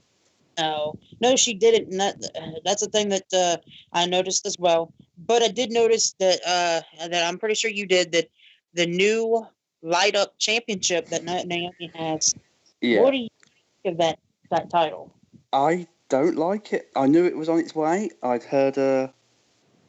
saw her tweets from months ago saying that they were working on it. It was underwhelming when they finally unveiled it for me. And I said this to Travis, that for me, this is what her title reign has been all about. Just keep it going until you can roll out a light up title. It's merchandise at the end of the day. And now that title's out in the open, she can lose it and no one's going to bat an eyelid. You know, speaking of how, you not liking the SmackDown Women's Championship, look, how about the next match that we have to talk about at the booking, when it was Lana losing in a squash match again to Naomi. Well, let's go on. What the actual fuck? Number one, Lana loses via squash again. 2, the SmackDown Women's Championship is worthless because Tamina, why and what reason? For no reason at all other than to give her a spot. Alicia Fox picking up room, another WWE female athlete could use. They've got nothing for Tamina. She doesn't belong there anymore. She was really botchy in the Money in the Bank ladder match the week before.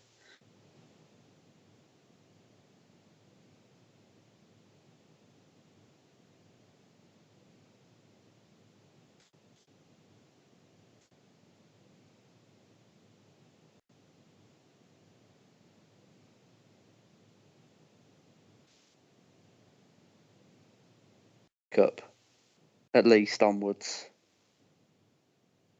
There's a lot. This is just this whole. I hate squash matches. This just felt like the whole Seth Rollins again with Kurt Hawkins. I at this point, it's like really you scramble to add stuff to even a 2-hour show, and you want to give us a 5 minute match when you give them longer. Yeah. I mean, the best part of this was Lana's music for me. I like her entrance music, and that for me, that's Lana done. She's who's going to believe in her now? She's going to have Tamina as a bodyguard, and Tamina is probably going to win matches for her. That's not going to get her over. You spent months just push a woman who doesn't belong in a wrestling, didn't beforehand. You're pushing her as, her vignette was so often SmackDown. They made her look like the second coming, like fucking the female Brock Lesnar. And she gets there and she's lost 3 matches in a row. What a waste of money and time for everybody involved. Yep, I agree. Would you like to just go ahead and move on, or do you have anything else to say? No, I think that's it. I don't. There's just really, to me, there's nothing really else to say about a squash match to me. There isn't. It's useless. It's killed talent. It's made the title a tad worthless again. Yeah, and let's move on from it, Logan, because this is probably the best segment. This segment is just funny as hell. Whale hosted a rap battle between the Usos and the New Day. Both groups arrived with their crews in town, and the New Day was eventually declared the winner by Whale after he disqualified the Usos for starting a physical fight. Few things that I want to say is this. The whole rated R thing.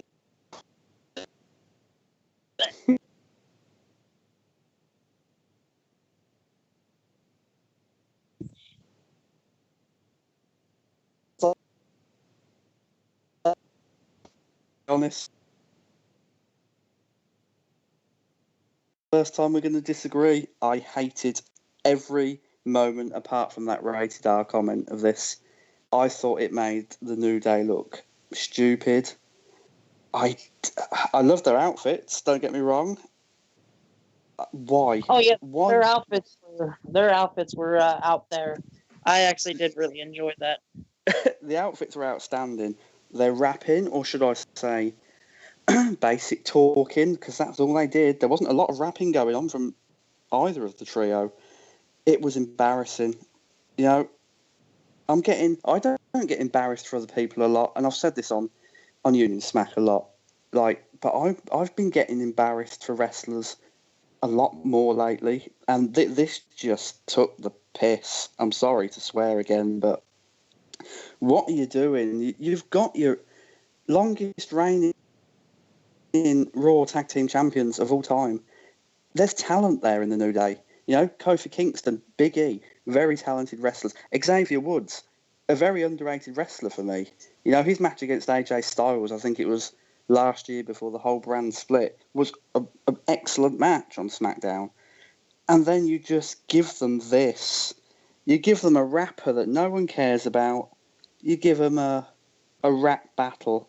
And it worked for the Usos. I liked a lot of the stuff the Usos said. It made sense, but the New Day just looked foolish. They looked utter fools. And I would be glad, Logan, never to hear a word of this rap battle again. I want to cast it from memory. I hated it. Well, you're going to have to let me comment one more thing at least. You go. Big E has double D's, and the Usos are pre-show wrestlers. Quick question. When?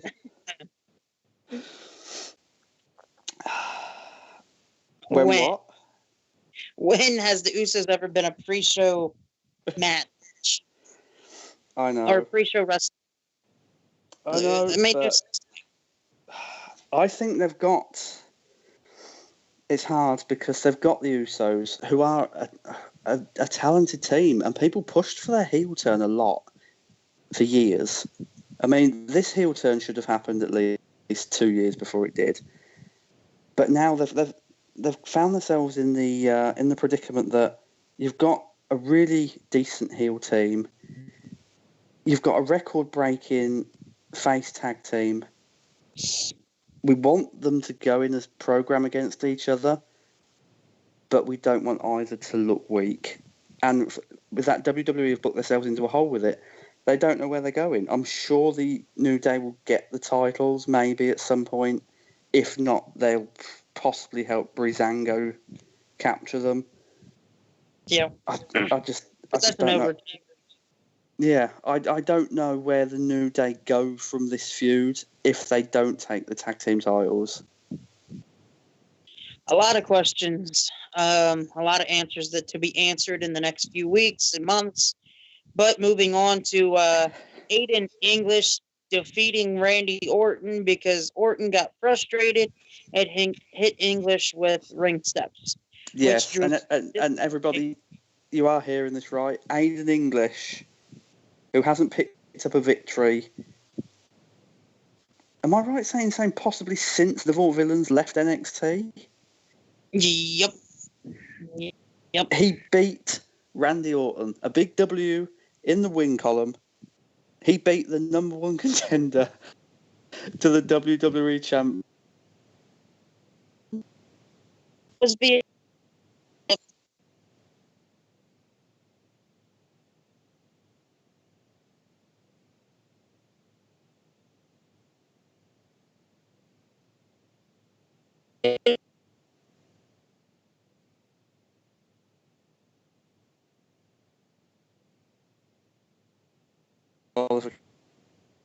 just I don't know, like you question some things, but maybe they just wanted to see and show people how vicious Randy Orton can get, and he can get out of line. Be in the Punjabi prison match coming up. I understand that. I totally understand that. But there are better ways. Like, all right, the loss didn't hurt Randy Orton. I just think it would have been a better result had Mahal sent down the Singh brothers. They caused a disqualification victory for Randy Orton, and then Orton took apart all three of them just to show how vicious he could be going into the Punjabi prison. For me, that would have been better than Aiden. I mean, I've got nothing against Aiden English. He's a very talented wrestler, but right now he's a jobber, and he is the Kurt Hawkins SmackDown. He's the very, very good analogy. I just can we move on from this, Logan, because it's annoying. It's promo, same promo, different week. I don't even think you want to comment on that because it is the same damn thing. It is. It's the same thing every week for him. Write something new or look for a new champion for me. Like, I've grown to Jinder Mahal as champion. I didn't like it at first. I've grown okay with it. But if you're not going to have him say anything relevant or different each week, what's the point? Yeah, it's true. Moving on to the main event of the night, AJ Styles was number one contender for the United States Championship, which obviously, breaking news, he won tonight at a live event at Madison Square Garden. So really, we don't really need to say much about what happened in this battle royal, do we? No, it was a standard battle royal, I think. Nothing spectacular about it. For me, the best part about it was Kevin Owens on commentary. The little shut up to him on a microphone on Twitter, no matter what. He's hilarious. Yeah, he is. I love Kevin Owens. He's one of my favourite wrestlers in the world right now. I put down that this was predictable, but at the same time, sometimes I cannot talk tonight. Jesus.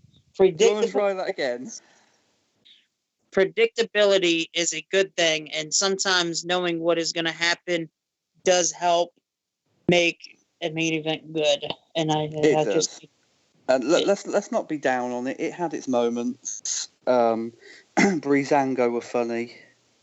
You know, Tyler Breeze jumping into Fandango's arms was funny, at least amusing. They teased another Hype Bros split with Mojo eliminating Zack Ryder. And Ty Dillinger got a bit of a huge push in this. Yes, I think Ty is going to be big. I know people have said he's going to be buried. I know people have said they're not going to use him right. I'm hopeful that Ty Dillinger will be United States champion by Christmas. That's Do you like agree? that's like bold prediction segment that we can probably add to the show is, our bold predictions of the future. That could be one of them for you, Matt. That could be one of them. I think WWE have been lazy with booking their undercard wrestlers for a long time, but I think Vince knows when there's money in his bank account. He knows when a wrestler's making money, and Ty Dillinger could make a lot of money. He could, honestly, I'm going out there, Logan, and I'm going to say Ty Dillinger is the next Daniel Bryan. And everybody's saying that for Sami Zayn, but you were saying something different. That's a good. I am. I like Sami Zayn. I do. I just think he's gone a long time without anything notable, and fans have sort of looked at Sami Zayn for me and gone, he's now stuck in a rut in that mid card. But here's Ty Dillinger, who comes to SmackDown with a whole new hype, with a lot new hope on his shoulders, and it's not too late for Ty Dillinger yet. Sami Zayn could still do the Daniel Bryan thing. It's never too late. But I think Ty Dillinger. I think it's going to be Ty Dillinger. That's a great prediction, and it will be awesome to see that come true for you, Matt. I think it's going to be really awesome to see what happens in the near future for them, for Ty Dillinger. It is, and WWE, if you're listening to this, push Ty Dillinger. Like, we need someone new. AJ Styles, Kevin Owens, Randy Orton, they can only carry the main event for so long. Yep, I completely agree with you 110%. But that was this week's SmackDown Live review. Now who's saying into Travis? I had to go. No, but what would you grade this week's SmackDown Live, Matt? Did you actually grade it better than Raw this week? Yeah, I would. I think. I mean, we missed out some bits like the whole 10A Young thing. I think there was enough humour in this. Styles, Gable. The Battle Royal was predictable, but moved the story along. I'd give it a B. I'd say it was far more entertaining than Raw was. I actually gave it a B minus. That Renee Young segment was pretty freaking. I remember messaging you on Tuesday night, and yes, you did. this is probably one of the funniest things. Like when he hesitated, and then after that, Renee Young actually had a interview with somebody, and I'm like, yeah. gosh. That was, yeah, I think her reaction afterwards could have been the funniest part of it.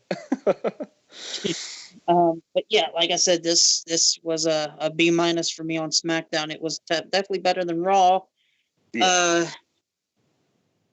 Moving on, I think. Moving on, Logan. Are we ready to take a break from the reviews now? Are we ready to give our good listeners the goodness gracious great bars of fire preview and predictions? Yes, we can't actually do that. You actually have the match card up, right? Because I do, yes. I didn't get to put that on my notepad because I actually had to send it to you. Okay, right. Well, I've got it for you. So let's line them up. Let's knock them down. Let's start with what we are told is going to be the kickoff match this Sunday. But you and I think differently. You and I think this will be bumped up to the main card to make way for Goldust and R-Truth. We are, of course, talking about Neville versus Akira Tozawa for the WWE Cruiserweight Championship. Logan, you are the Cruiserweight guy. Tell us what you think. I think if, like I said earlier in the night, if Cedric Alexander isn't the guy to beat Neville, then it is Akira Tozawa, just because of the chant that's gotten over big with the fans. Fans love Tozawa and his chant. This has gotten over big, and I think this could be a great, great opportunity to give it on somebody that is a fan favorite. I can't agree with that, but also I am going to disagree. I'm going to go with Neville for the simple reason that the reign is coming to an end, obviously, but it's been such a good reign and such a dominant reign. It doesn't deserve to end on a B level pay per view. If Tozawa is going to beat Neville, it has to be at SummerSlam. Yep. It's something that we have to really watch and see what happens. And like we said, Neville's on a different level than everyone else.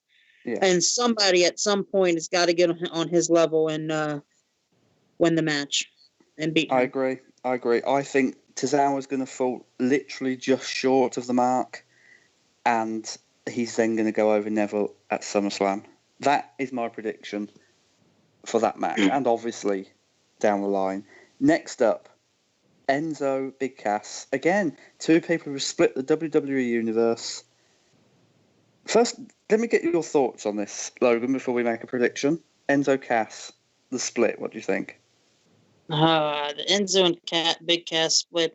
I actually have to agree on with Michael from Slam Pigs. I wasn't a fan of them breaking up. There's too many tag teams breaking up. What is besides the Hardys on Raw, who is there as a face for that division? You know what I mean? That's just something we always ask, always have to mention. But that's something we can talk about later. But we are talking about the Big Cass and Enzo Amore. Obviously, Big Cass has got to win this match. Yes. Yeah, I can't see it going any other way. What's the point of splitting them up and trying to push Cass as this? Let's be honest, the next Diesel, because that's what he's been for me since they debuted on the main roster. Like he looks like Kevin Nash to Enzo Amore's little annoying Shawn Michaels. Yes, but I will say this: don't be surprised if WWE pulls off a little shocker win and Enzo Amore beats Big Cass. I think they will. I don't think it's going to be yet. I think Enzo predictably has to get his comeuppance on Cass at some point. That's not even, you know what I mean? That's not even in question. It can't be here. I think Cass is going to win at Great Balls of Fire. I don't want it to happen, but I think they're going to plan something with Cass and Big Show, maybe for SummerSlam, and then Cass will beat Big Show at SummerSlam, and then Enzo will beat Cass on September's pay-per-view, and then they can forget that and move Cass forward. Because if you're not going to move him forward to anything, what's the point in splitting them up? Yep, that's a great point. A lot of people don't understand this, but why would Enzo Amore beat Big Cass if the Big Show can't? A lot of people mention that and say, well, I don't understand this booking. Why would you even want that to happen? Well, yeah. Some things you just got to understand, booking wise, some point, the smaller guy's got to beat the bigger guy because that's, Vince loves that. Yeah, he does. And let's be honest, there's a lot of money left in Enzo Amore with merchandise and stuff. So they want to keep him semi-strong at least. He's golden on the microphone. He can really cut a... I mean, if it doesn't work out for Enzo, I've heard a lot of people say this, he could be Cass's manager, Because let's be honest, I don't want to hear Big Cass talk. So... He isn't terrible. He's not terrible. I just think, again, it goes back to the thing with the heels. Like, I don't want them to talk much. Just destroy. There's got to be some talking, obviously. But just... kind of like how they're booking Braun. Braun can back up his promos. Yes, he can. That's exactly it. I don't think Cass I don't think Cass can continue on the mic without a manager, to be honest. So either, if this doesn't work out, maybe turn Enzo heel, or maybe turn Cass back to a babyface. But either way, I'd have Enzo as his mouthpiece at some point. Next up, Logan. Intercontinental Championship time, yet again. The Miz, Dean Ambrose, and I don't think we need to spend a lot of time on this. I think we're both going The Miz, are we not? Yeah, definitely the Miz has to win this match. That's all I can say. That's it. And all I can say is I'm sick of Dean Ambrose in the Intercontinental title picture. This has got to be the end. Together. Me too. We've seen this too long on SmackDown. They brought it over to Raw. It's not worked. No one's interested anymore. I don't know where The Miz will go from here. Or the Intercontinental title. I just don't want to see this anymore. And I think we can move on to the next match, can we not? Yes, we can. The next match will be 30-minute Iron Man match for the Raw Tag Team Championships. Cesaro, Sheamus versus Matt and Jeff the Hardy Boys. Give us your 2 cents, Logan. This is a hard prediction. This is very hard. The only thing is, here's my opinion. This should be like the last match between these two teams. I think this should be the ending. We've had too many different matches between these guys. But here's the question. If Cesaro and Sheamus wins, who do they feud with next? There is really no face teams left. If you put the belts back on the Hardys can move on to a Gallows and Anderson or the Revival. That is a good point. I mean, it's a very good point. I just think the nostalgia act has worn off with the Hardys. Everyone was convinced when they came back at WrestleMania it would be maybe a month until we saw the broken gimmick. We haven't seen it yet. We can't see it yet because of legal issues. And I think WWE have overexposed them like every week. You don't need to see it. We've seen this implemented on NXT time and time again. If you use stars rarely, and Raw have got enough of them, Logan. Let's not pretend that Raw haven't got a lot of names to use each week. If you use the Hardy Boys once every 2 weeks instead of every week, they'd be a lot more appealing. I personally don't care about the Hardy Boys anymore. I'm happy to give the broken gimmick a look if and when it comes along. But really, for me, the Hardy Boys have worn out their welcome. They've overshadowed a lot of younger teams. For me, Enzo and Cass could have stayed together if they'd have won the titles at WrestleMania instead of the Hardy Boys. But WWE went with the nostalgia train again. They jumped on board. And for me, the Hardy Boys are dying a death with me. There's nothing else about them. They just look like an older version of their 2002 selves. And that's not appealing to me. And I see your point about Cesaro and Sheamus. Where are they going next? I couldn't answer that. Maybe a thrown together tag team until someone else comes along. But I'd be more than happy to see Cesaro and Sheamus keep the titles. I think the Hardys have to win here because there is no other face teams right now. I just don't know who you put them against. Maybe just a thrown together team of Balor and Rollins, let's be honest, because I don't really want to see Balor destroy Samson, and I don't really want to see Rollins and Wyatt go any further than this. So who knows? But who knows? Who knows? I just want, if you're going to bring the Hardys back, you've got to give them something better than this. Yep, agreed. Moving on. Moving on to Seth Rollins versus Bray Wyatt. And what have you made of Bray Wyatt's, I'd say, eerie messages to Seth, but they're not. They're just standard Bray promos.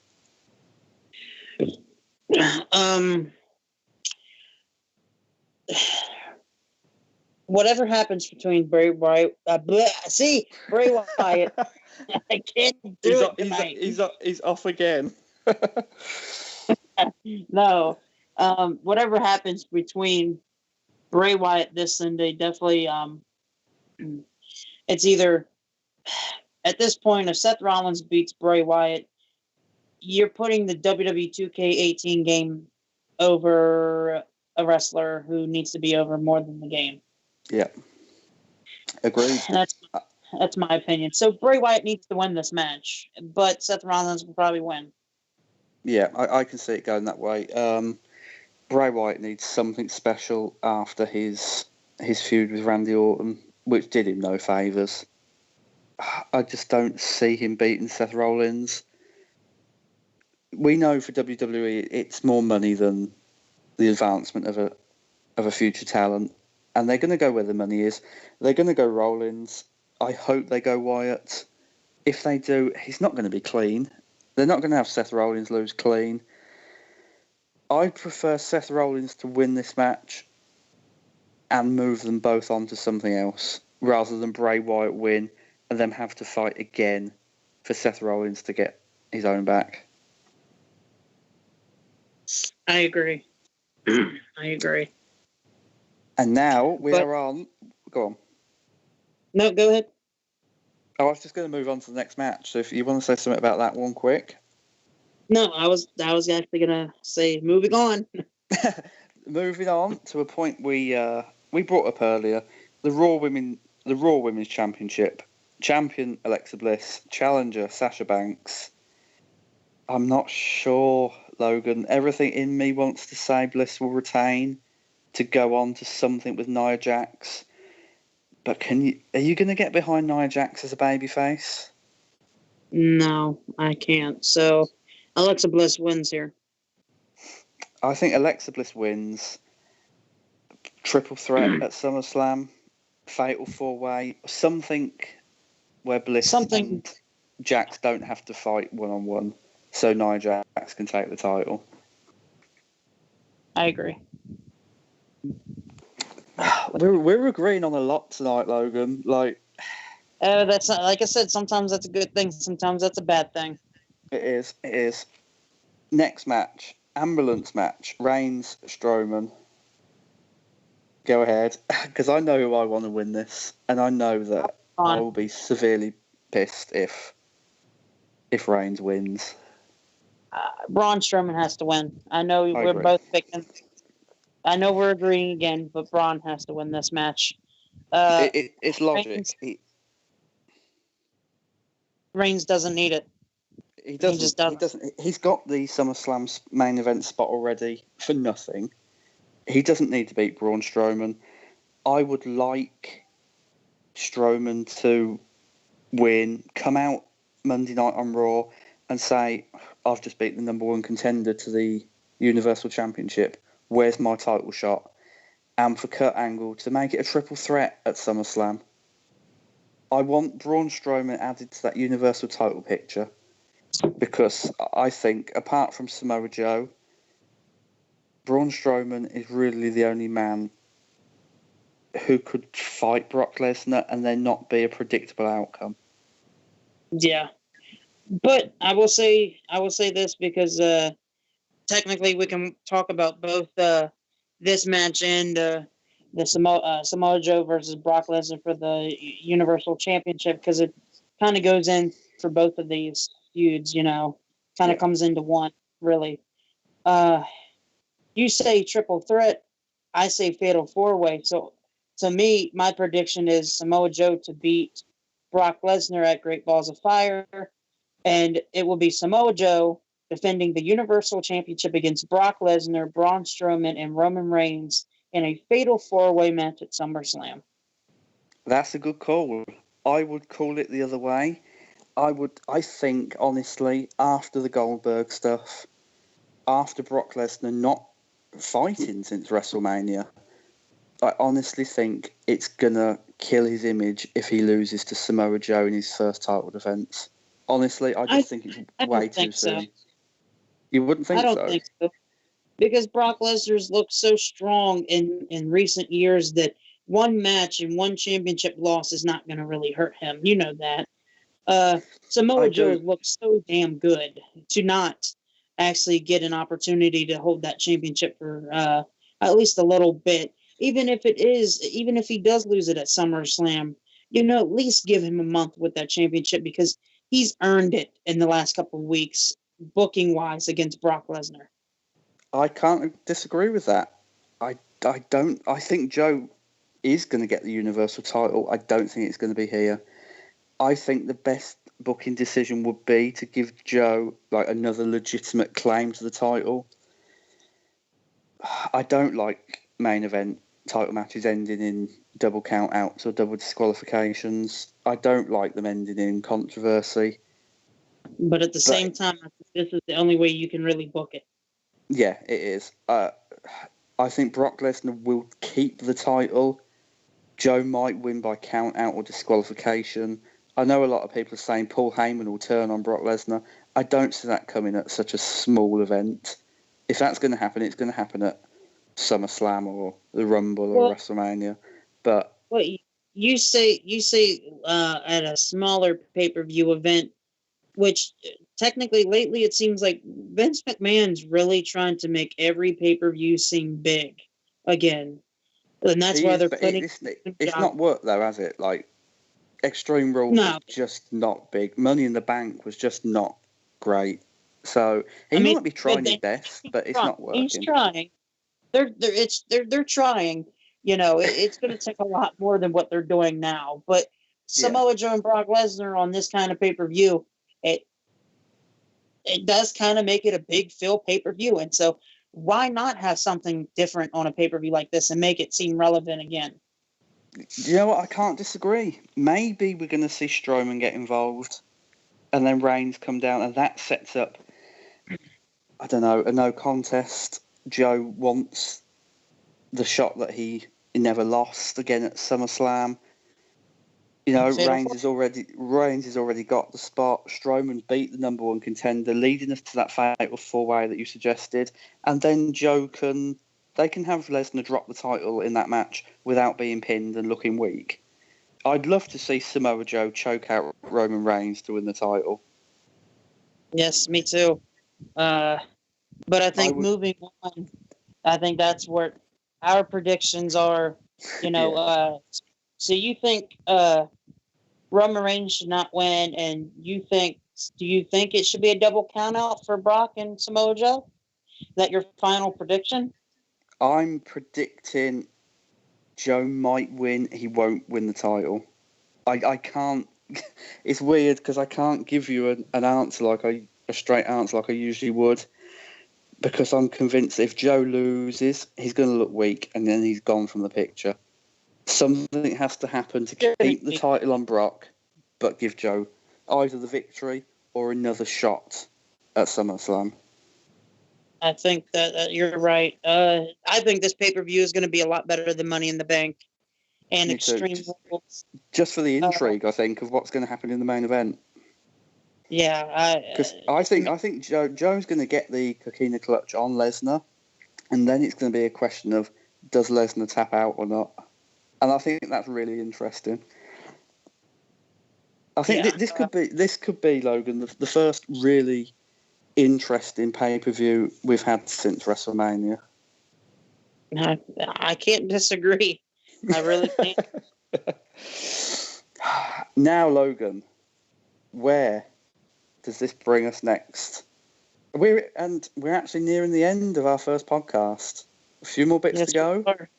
But where does this bring us to next? This actually brings us to the hot seat segment of the week. This segment, this little thing that I created that I actually to Matt, and he loved the idea. This segment is all about both of us having 60 seconds to explain our opinions on certain things and certain stories out there and certain things that just happened on a weekly basis. So moving, I did add two of them because Matt, because we didn't get to do the review for the NXT because we are trying to end this thing because we've gone a long time. We have, and should we just do a rating for NXT? For me, it'd be a definite A.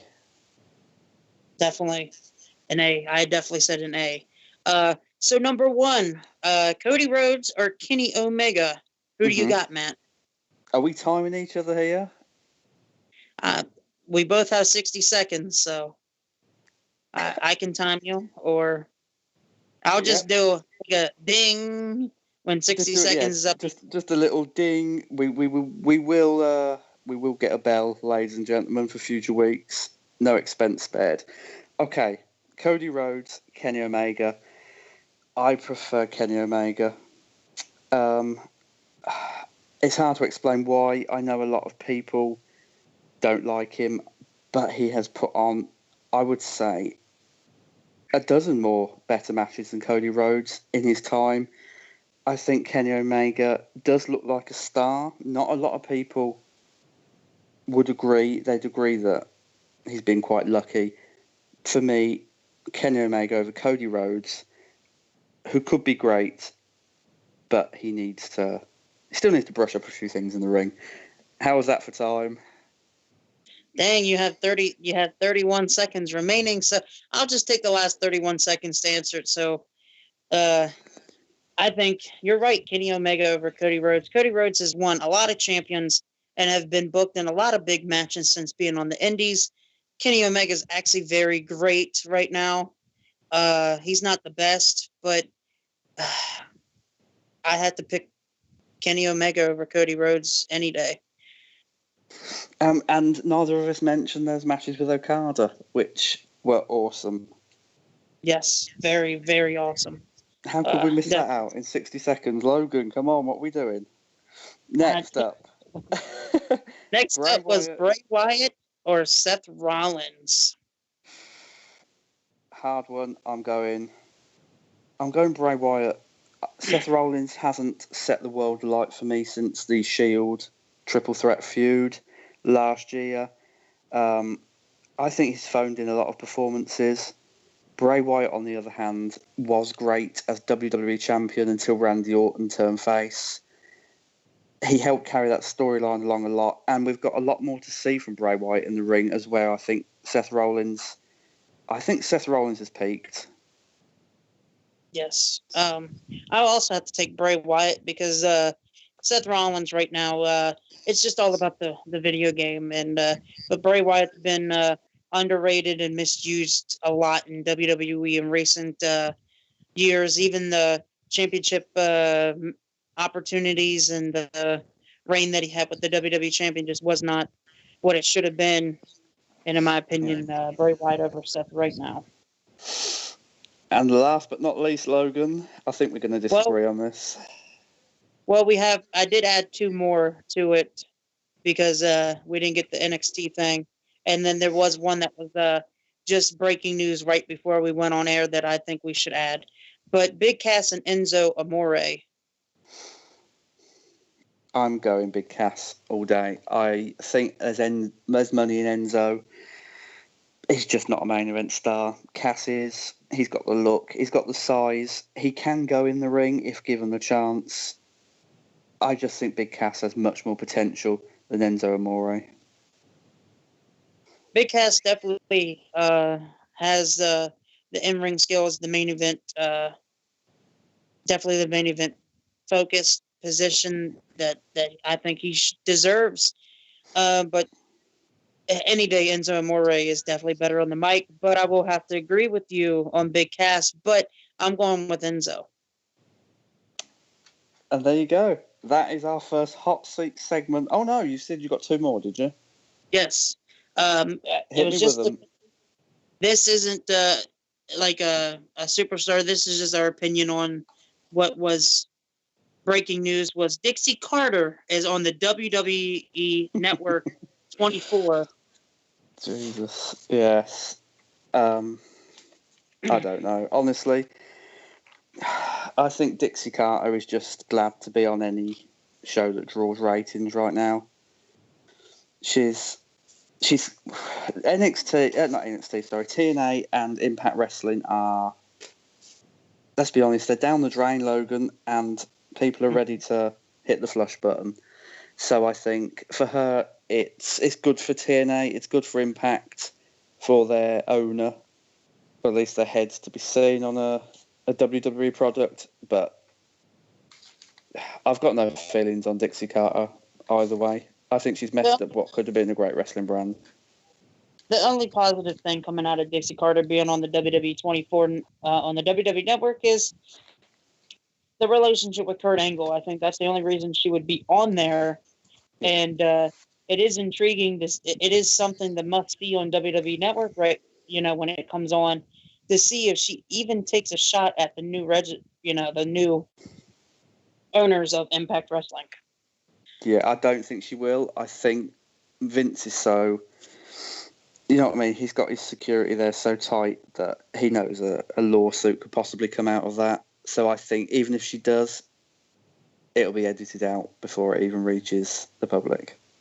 Yeah, I agree. And the last but not least, the NXT Championship match against featuring Roderick Strong and Bobby Roode. And you said it was one hell of a good match. It was a brilliant match. I hope this leads to a rematch because of the ending. I would sit through this again at TakeOver. I would sit through this if it was an hour long. I think this was one of Bobby Roode's best NXT matches yet. And he's such a good seller. He's such a good storyteller. He's the Ric Flair / Triple H of the new generation, Bobby Roode. And I would be happy to see him carry that NXT title right through until the end of the year. Would you agree with me if I said Roderick Strong is like the Randy Orton of the Evolution? I would. I think Roderick Strong has better selling capabilities than Randy Orton. I think I'm going to go out there and say he's a better wrestler, all-out pure wrestler than Randy Orton. Watching this match, Strong reminded me of a Shawn Michaels or a Randy Savage with his selling. The way they used to sell an injured leg like it was the end of their career.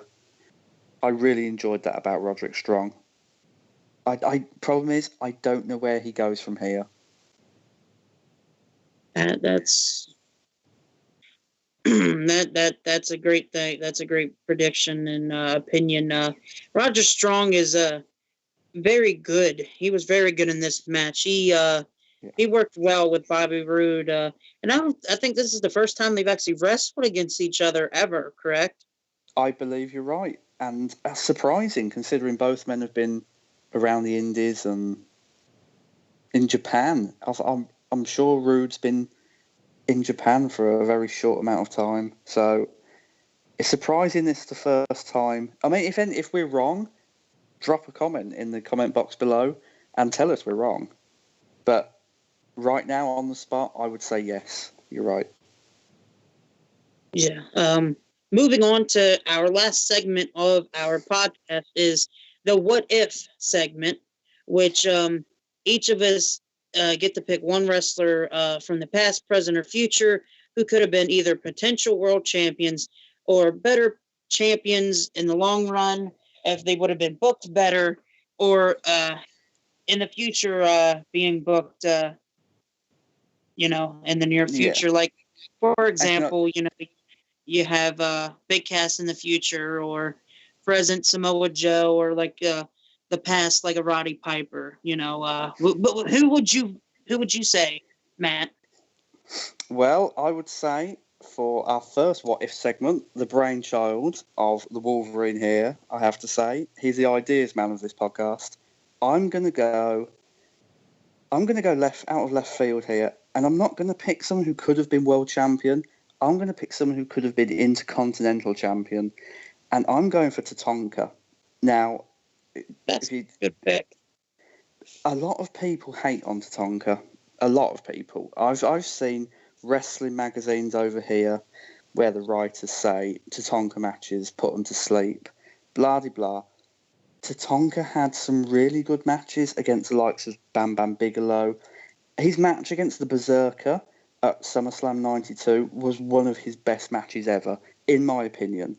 Now, he had, if you cast your mind back, he had an undefeated streak, Tatanka, from 91 to 93. Now, in those times, an undefeated streak like that actually meant something, unlike today. It was during that undefeated streak that he fought Shawn Michaels at WrestleMania 9, the opening match for the Intercontinental Championship. He won by countout, Now, his undefeated streak would end that same year against Ludwig Borger on WWF Superstars, as if you'd book a undefeated streak to end on a TV show and not a pay-per-view. But that's getting away from my point. I think with that undefeated streak, with the momentum Tatanka had and the popularity, because he was a really popular wrestler in 1993, I think he should have beat Shawn Michaels at WrestleMania 9. I think Vince should have been brave enough to put the title on him, not lose it to Ludwig Borger, because Ludwig Borger was terrible. Maybe extend his winning streak until the Rumble 94. But definitely, my pick is Tatanka.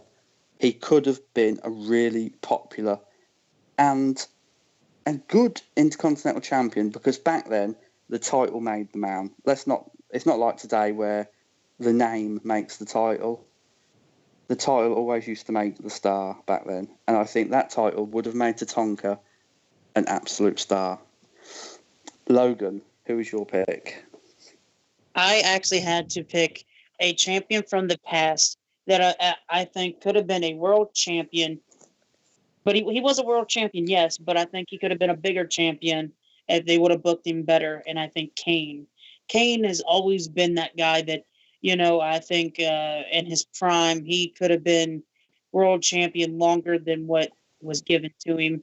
Yes, when he took off the mask, when he was world champion and feuded with Undertaker in 2010 and Rey Mysterio and beating him at the Money in the Bank pay-per-view after cashing it in. Yes, that was the year where he was pretty big as Kane, but I think when he was wearing the mask during X-Pac tag teaming with him and in his prime and all that, I think Kane could have been a hell of a lot better world champion than what was given to him in the past.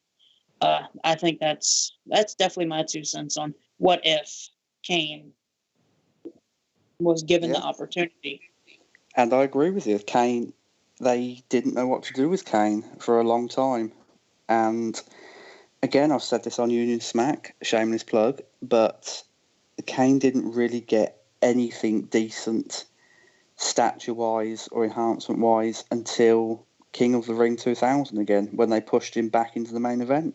And then even after that, back to another heel turn. And then I quite enjoyed his feud against Chris Jericho at the end of 2000. So that is a very good pick. Very good pick. And Logan, that's it, my friend. We've done it. Oh, wow. It's been a long night. We went longer than what we should have. But at the same time, it's our very first episode. We had to go big. And this was the first episode of Future Wrestling Podcast. Don't miss next week's show with our special guest, Kristen. Also, follow Future Wrestling Podcast Facebook page. Just type in Future Wrestling Podcast on Facebook. Like us, subscribe to us, follow us, and just follow the goodness of what me and Maniac Matt is trying to create. And Matt, where can they check you out on Twitter? You can check me out on Twitter, as always, at TenantFutureDW. And Logan, one last time, where can our good listeners check you out? Check me out on Twitter at Logan Myers144. This has been Future of Wrestling Podcast. Featuring who? Featuring me, Maniac Matt Tennant, and the Wolverine, Logan Myers. And ladies and gentlemen, I think from both of us, thank you for staying with us. And until next week, we wish you all the very best. Bye-bye.